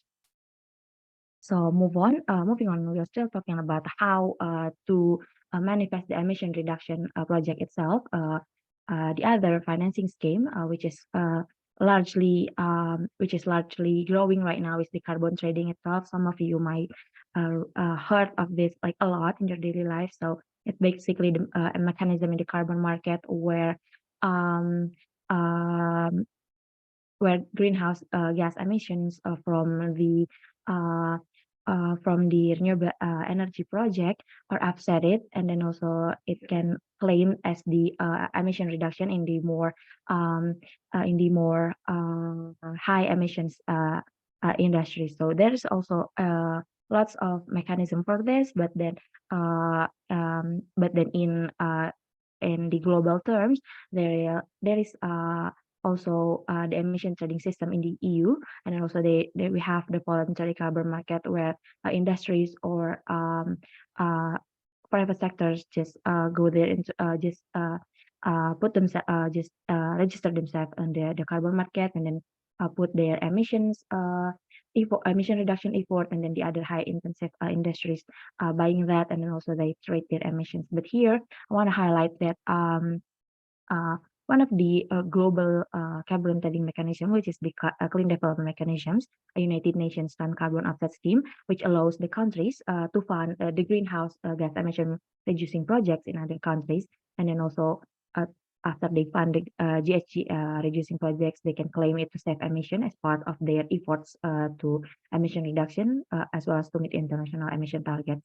And then here specifically in the case of the Indonesians and also in the Asia Pacific itself, we have the initiatives from the Japanese government, which is the joint credit mechanism, which encourage Japanese private organizations to invest in low carbon development activities, especially in Indonesia.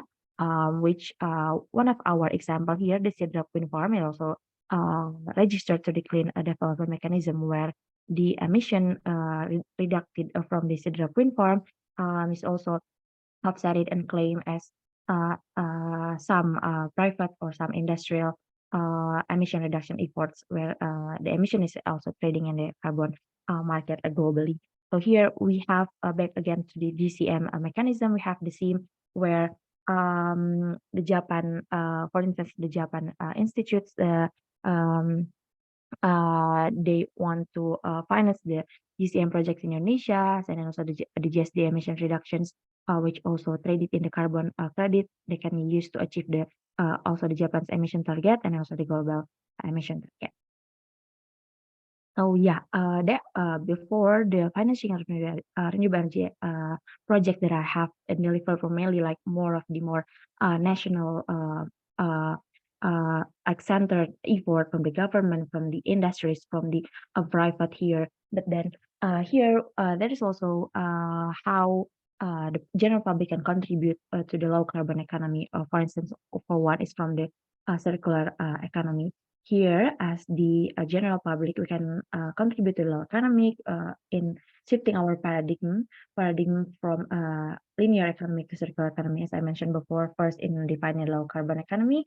Here, as we know that basically from what's going on from for the past for the past century, that we only know how to extract and produce from the natural resource to make the consumption goods, and then to collect, and then to make the consumption goods, we consume it, and then we finally dispose it in the landfill. But here, what we are trying to achieve right now, what our trend for a better planet in the future is to make it a more circular, and how to not only just like using and then disposing and then the loops and there, but then how to make it a more circular. Then we are extracting in the productions, how we consume it, and then how we collect it and we recycle it again, then we process it again into the manufacture process for us to be consumed again. So yeah, from the first that we only use the finite source of energy from the exploited national resource, and then we can use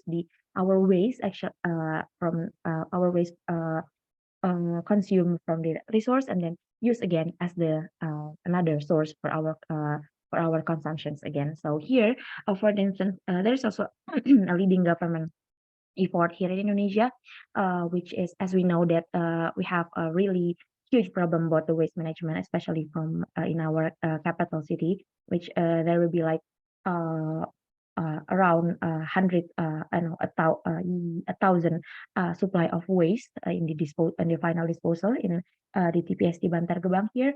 But we're trying to reduce it so the landfill won't be overloaded, and then also to make it more circular, that it won't be like just dumped in the landfill. How to reproduce it ourselves again for ourselves, and how to make the waste useful again in our daily life here. One of the efforts that been conducted by the government is to employ the technology of refuse derived fuel, RDF, which actually our RDI right now is focusing also in the RDF efforts.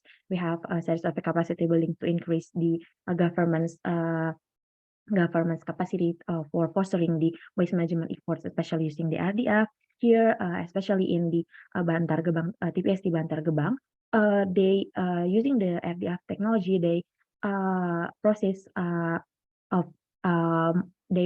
that 1,000 waste input into creating approximately 700 or to 750 tons a day for the RDF waste, which reproduce again as the fuel source or for the boiler in the high intensive emissions industry, which is as we know that cement industries, which in the TPST Bantar Gebang, the waste produced is the waste generated is produced using the RDF technology, and then delivered as the energy source for the PT investment, and also PT Solusi Bank Indonesia, which oversees the most of the cement industries in Indonesia. So as we know that because cement industries use very high intensive emissions in their process, and then also they use the fossil fuel as the energy source here, what the government is trying to do to reduce the emissions is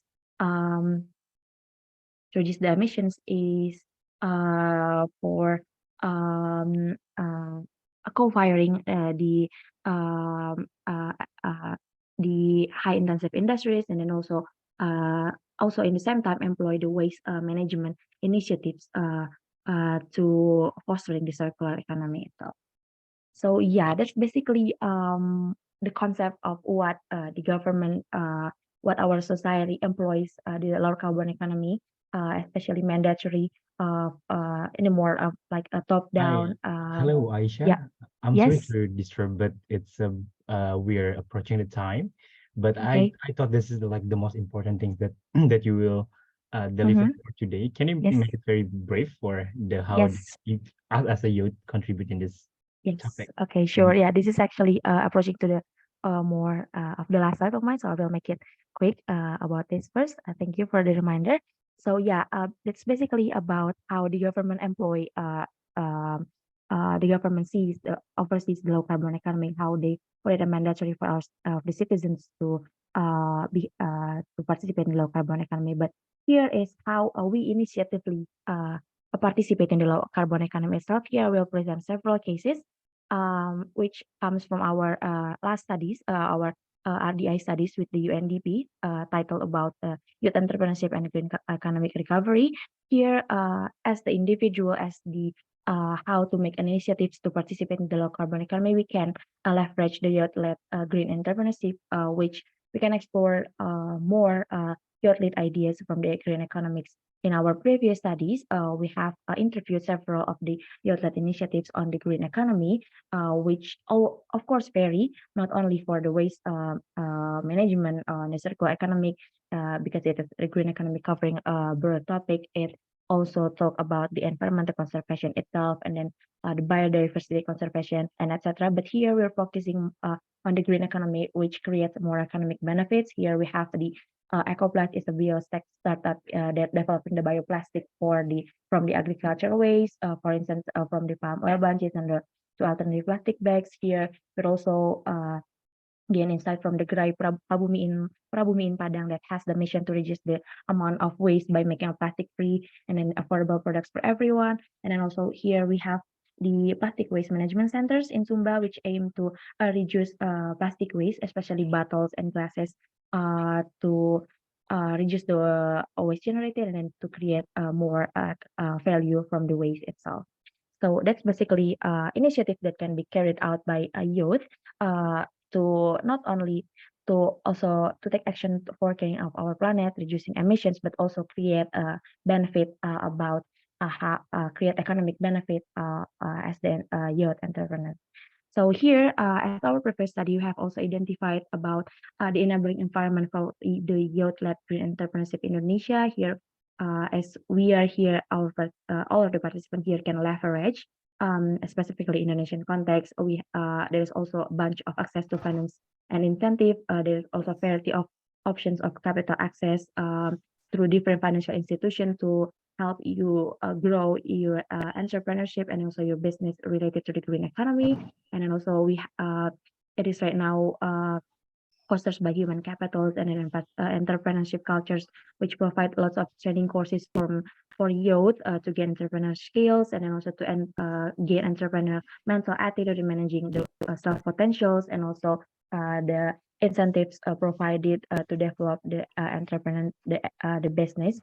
And then also there's also the business development support and infrastructure, mainly from the incubators that not only providing training programs, they also providing assistance of the product or service development, and then also opportunities for accessing the funding provided. And then also we have here the policy and regulatory framework, of course, to make everything works. Here we have the Green Gold program, which oversees all of the green economy efforts, especially by the youth. And also here, the innovation and the technology is quite massive as well, because the green product now is increasing in demand. That's why increasing in demand. That's why the products can be more diverse and varied, and then also it can create a more competitions within the youth that to become more innovative, and then also to generate new products, or even just imitate or leverage the existing products into a better emission reduction effort, and then also to get more economic benefit. So yeah, that's basically my presentations here. I'm sorry for running out a bit of time, but thank you so much for all the attention here. I'm really happy if you guys have some of the discussions for me to talk about how the low carbon economy are going right now in our society, especially from what the government mandates, and then also how we can initiatively working together to foster the low carbon economy. So thank you so much. Back again to Mr. Kadek. Yeah, all right. It's a blast. And thank you so much for the insightful presentation. And I'm much sure that, like me, other participants learn a lot from your materials. And basically, I have 5 points that I summarized from. I think that's the key points that you tried to deliver for us. The first about the many definition about the low carbon economy. It's can interchangeable to the silver economy or green economy. So, and basically it's a term like in the economics that take consideration how we can reduce the carbon economy and impact in the economy. And you also touch upon the regulations, and I love how you make it very, very real by making a case study in Indonesian context of actually. I mean, the participant can also talk about the other context or other case in other countries, in their countries probably. And also it's interesting about the financing renewable energy project. You talk a lot about this. I mean, like most of the time you talk about this financing aspect. And the most that I highlight some about the global trading mechanism. There's a lot of way to finance our effort. And here you give the example about the GCM joint credit mechanism from Japan's government with Indonesian in effort of their emission reduction. And you also signify the circular economy for, I mean, how we can make it like the circular economy by make it circular. You mean they collect more and recycle again. And also the most important things that make me very interested about the youth contributing low carbon economy. You mentioned about the youth-led green entrepreneurship that funded by the UNDP exploring youth lead ideas for green economy and each other. And I guess we have many questions in our head, including me especially. So for those who have a question related to the Aisha's presentation, in particular, because our previous two having already left unfortunately cannot stay with us to the end. But again, you also can ask the questions for Aisha as well as the Professor Yamada. And now we'll start the Q&A session. I can compromise with the committee, so we have like 10 to 15 minutes to talk with us. And I also read a lot of questions from you here in the comments. and you guys also already interact each other in the comments. But now, because we have a very straight time, I will offer the opportunity first to the participant, let's say the maximum 3, who want to ask to the speaker directly. Please kindly raise your hand using the feature before you turn on your microphone. Please turn on your camera if possible, and do not forget to mention your name, the institution, and for whom the question is addressed, and make it very short because we have a running out of time. Right, so we are waiting for the live questions, and we encourage you all because we have a really okay, we already have one from Sailaja Nandigama. Okay, can you hear me, Sailaja? Yes. Hi, everyone. This is Sailaja from India. What a pleasure to join you all. Wonderful experience so far. Thanks to all the speakers. My quick question to Aisha is, I belong to an institution called BITS Pilani, which is a technological institution, and the startup culture is pretty strong in the undergrad students as well as the graduate students here. So in my courses, I try to sensitize them to the need of integrating ecological sensibility into their startups. So they are heavily scientific, technologically oriented students. I was very captivated by your suggestions on how youth can contribute to the green economy, carbon reduction and other good practices basically. So I was wondering if you had any database that you can share with all of us, which points out to techniques or strategies that can be given to the technologically oriented startup students, youth, because they have a different set of challenges to face. Lots of other students who belong to social sciences background are quick to grab what we are offering today, whereas the technology people might have a problem in even understanding a lot of what we are trying to talk. So I just wanted a bit of that kind of help from you. Thank you so much. Okay, thank you, Sailaja. Aisha, do you have a mind already? How in responding to Sailaja questions? Right, Okay, yep. Right. Okay, yeah, thank you so much, Sailaja, for the question. So if I'm not mistaken, if I'm not get it wrong, so your question was about how the technology or the youth can contribute to the low carbon economy or the youth lead green entrepreneurship, right? So because probably I can I write down the question is about the currently Sailaja have some students who more focused on the technological part, and now they are mostly they're taught about the startup of something, and based on your experience on how you like initiate a youth lead effort on the low carbon economy, can you share more about the technical things that she can also apply, or she can also encourage her students to more be innovative in the solving the or reduce the carbon emission or something?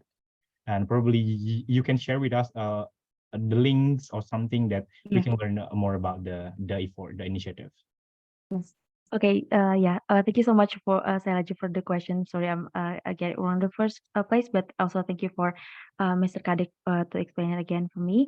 So basically, more of the technical aspect of for the youth lead entrepreneurship is I think one of the most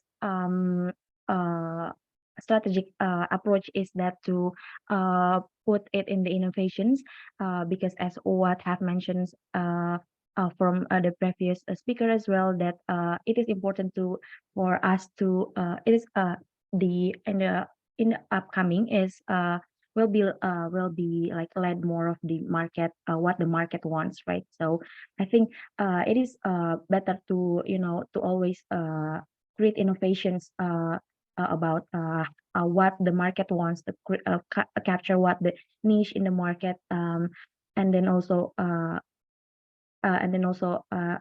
and because of that, it will also like generate more technology initiatives to produce to create a better a production of the entrepreneurship itself. And then it also like we're not like, and also like kind of help like not only from the market demand side, but also we can also create our supply side as well that can also match the demand, but then also we are maintaining our innovation itself. So from my case, as presented before in our reports with the UNDP about the youth entrepreneurship and the green economic recovery, which I can share the link also from directly to the report. It is we have also identified some of the lessons learned from the I have mentioned youth entrepreneurship before, which how they keep their business, and then how they keep leveraging their economic benefit from the green economy, which I think from what I observed in the study is that most of them are focused on the creating innovations, because as we know that the green products are not like highly established like what in the manufactured industries and the mass product established, right? So it's kind of like need more of the innovations, how to make it more well established, and then also it can also fit in the economic and the market. So I think, yeah, that's basically how to the strategic approach to leverage the youth green entrepreneurship. So yeah, if you ask me, I can share the link to the report in the comment section for you to read further about the reference. Thank you, Aisha. That was wonderful. Good to hear these suggestions. I look forward to the link. Thank you. Okay. Yeah, thank you, Aisha, for answering or responding to Sailaja's questions. And we still have like 5 till 7 minutes to go. Do you have I invite the participants to ask the question directly by raising your hand, and we will spot you.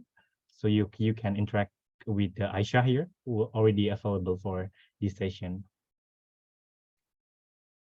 All right, while we are waiting for people to prepare themselves, there's if you're aware, Aisha, we have a very interesting question or response from Riguruku Akdan. So because it's a lot of context here in his previous message, I invite the Riguruku Akdan. You can join us for a live sharing instead of so you can more elaborate on how you are already typed in our chat box. Can you hear me, Riguruku? Oh yeah, all right, you're here. So thank you so much for your thought. It's a really interesting to even for me to just start reading it. But can you just readdress, make it very short on how so the question can be response accordingly. Thank you. Over to you. All right. Okay. Hello. Can you hear me? Yeah. Okay. So thanks so much for the interesting presentation and the my question is, when we are talking about the interesting, the reducing the CO2 emission, I think we need to work together with all the institutions, organizations, government, and people to stop the climate change. However, we have the real evidence that has happened from the past to the present, and that the change is not easy in the past.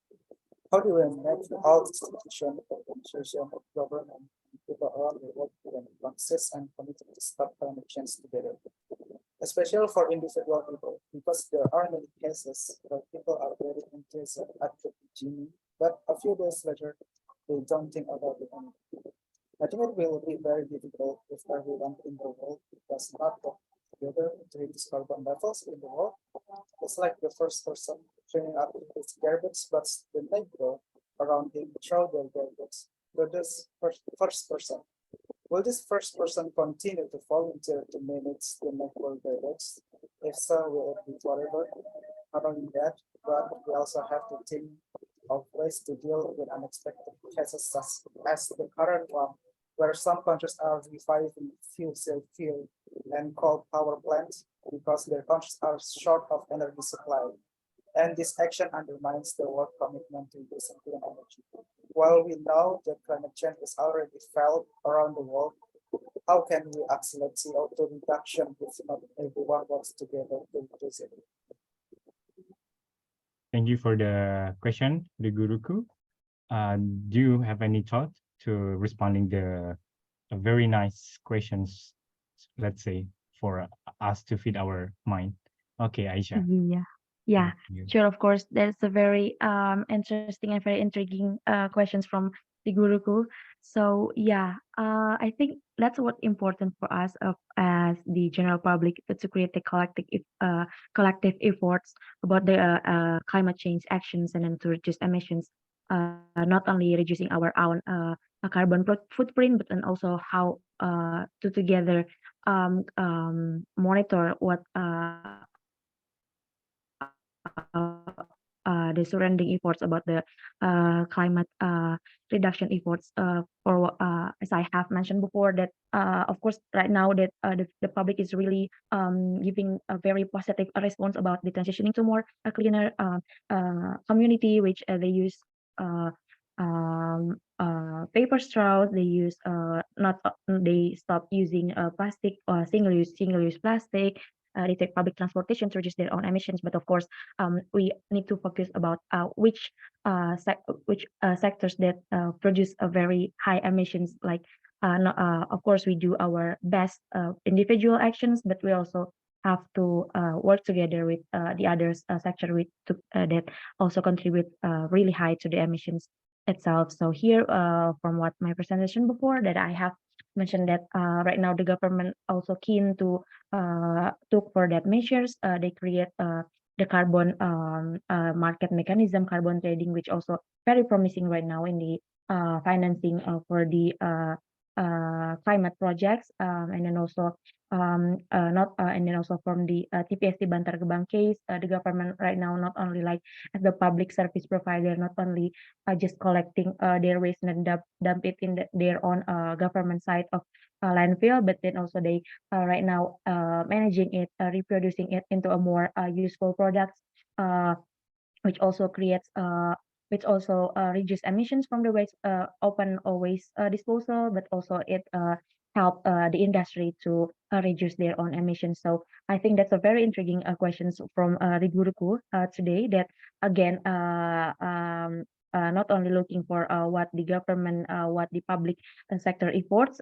Of course, we as an individual have to reduce our own carbon footprint, or even we can take our own initiatives to participate in the youth green entrepreneurship to help create a better society that more aware into the low carbon economy, and then also participate in providing more products to more low carbon products to also foster the circular economy itself.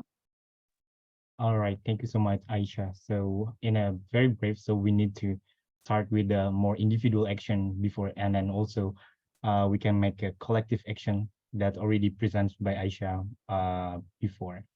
And I think that's marked our last Q&A session for today.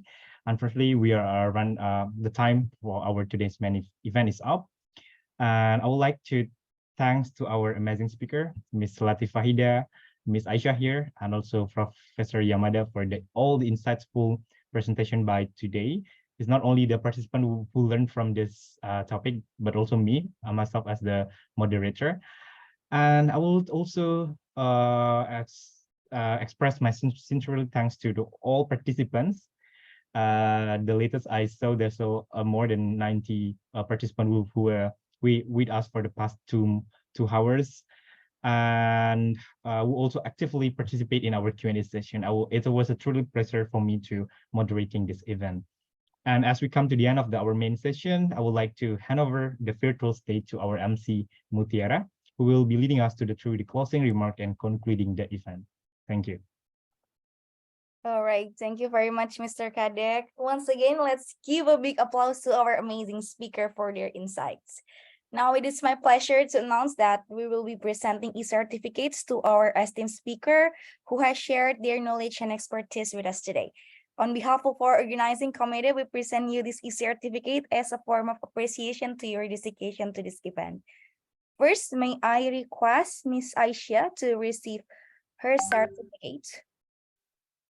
All right, following that, we'll invite Mr. Baitz as president of SAAI to be in the spotlights as well.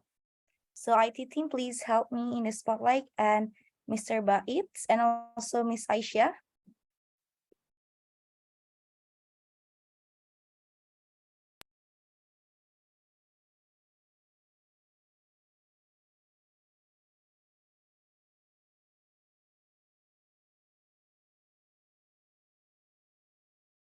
All right.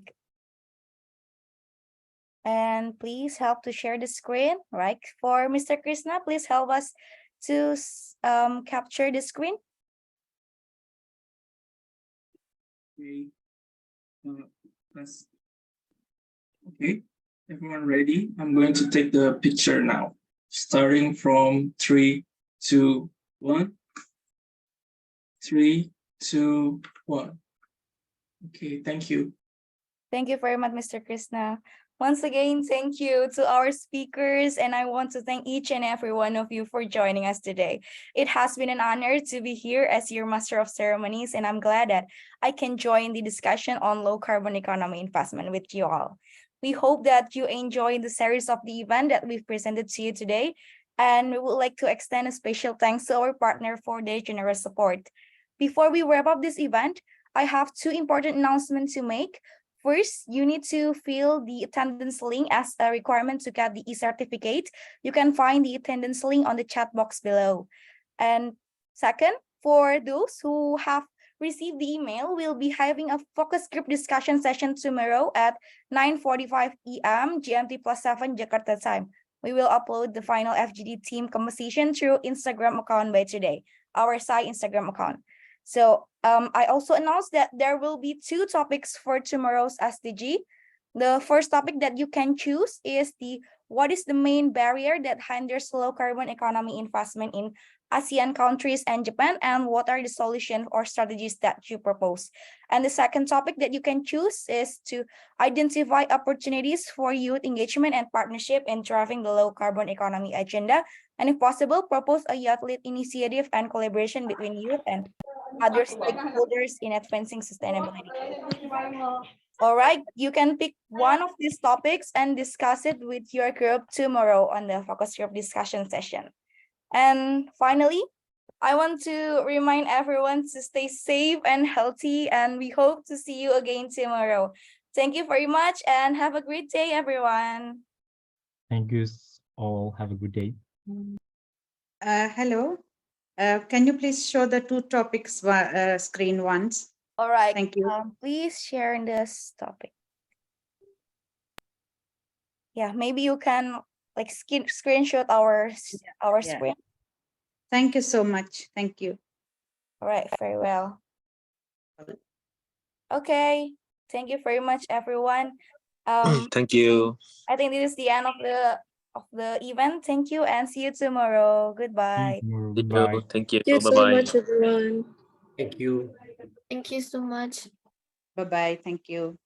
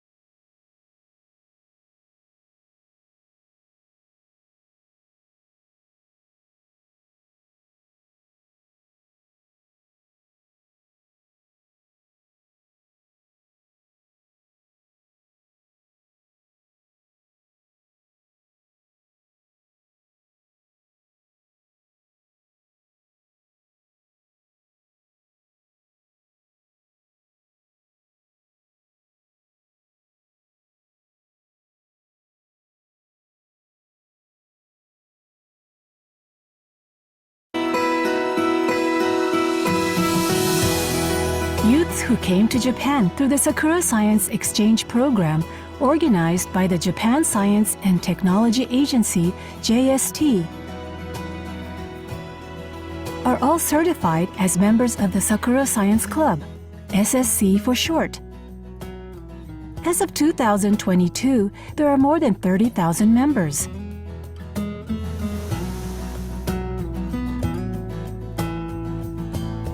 SSC activities are conducted voluntarily and autonomously by its members. After the exchange program, alumni events, country-specific events, and communication through social media continue to be held between participating countries and regions. These activities work to strengthen the bond with Japan. Moreover, through the Sakura Science Club website and mail magazine, JST supports SSC by regularly providing information on science and technology and on higher studies in Japan, and by helping alumni groups organize events. Through engagement in distinctly unique activities, we believe that these networks of future leaders will continue to expand and innovate. One of the main activities of the Sakura Science Club is to hold alumni meetings. So far, there have been alumni meetings in Japan, China, India, Indonesia, Malaysia, Sri Lanka, Vietnam, Singapore, and Thailand. At these reunions, alumni members or researchers with ties to Japan and their home countries or regions are invited as speakers. Alumni members can rekindle friendship and can also learn about the latest research involving Japan. In addition, information on studying or working in Japan. Halo, selamat siang semuanya.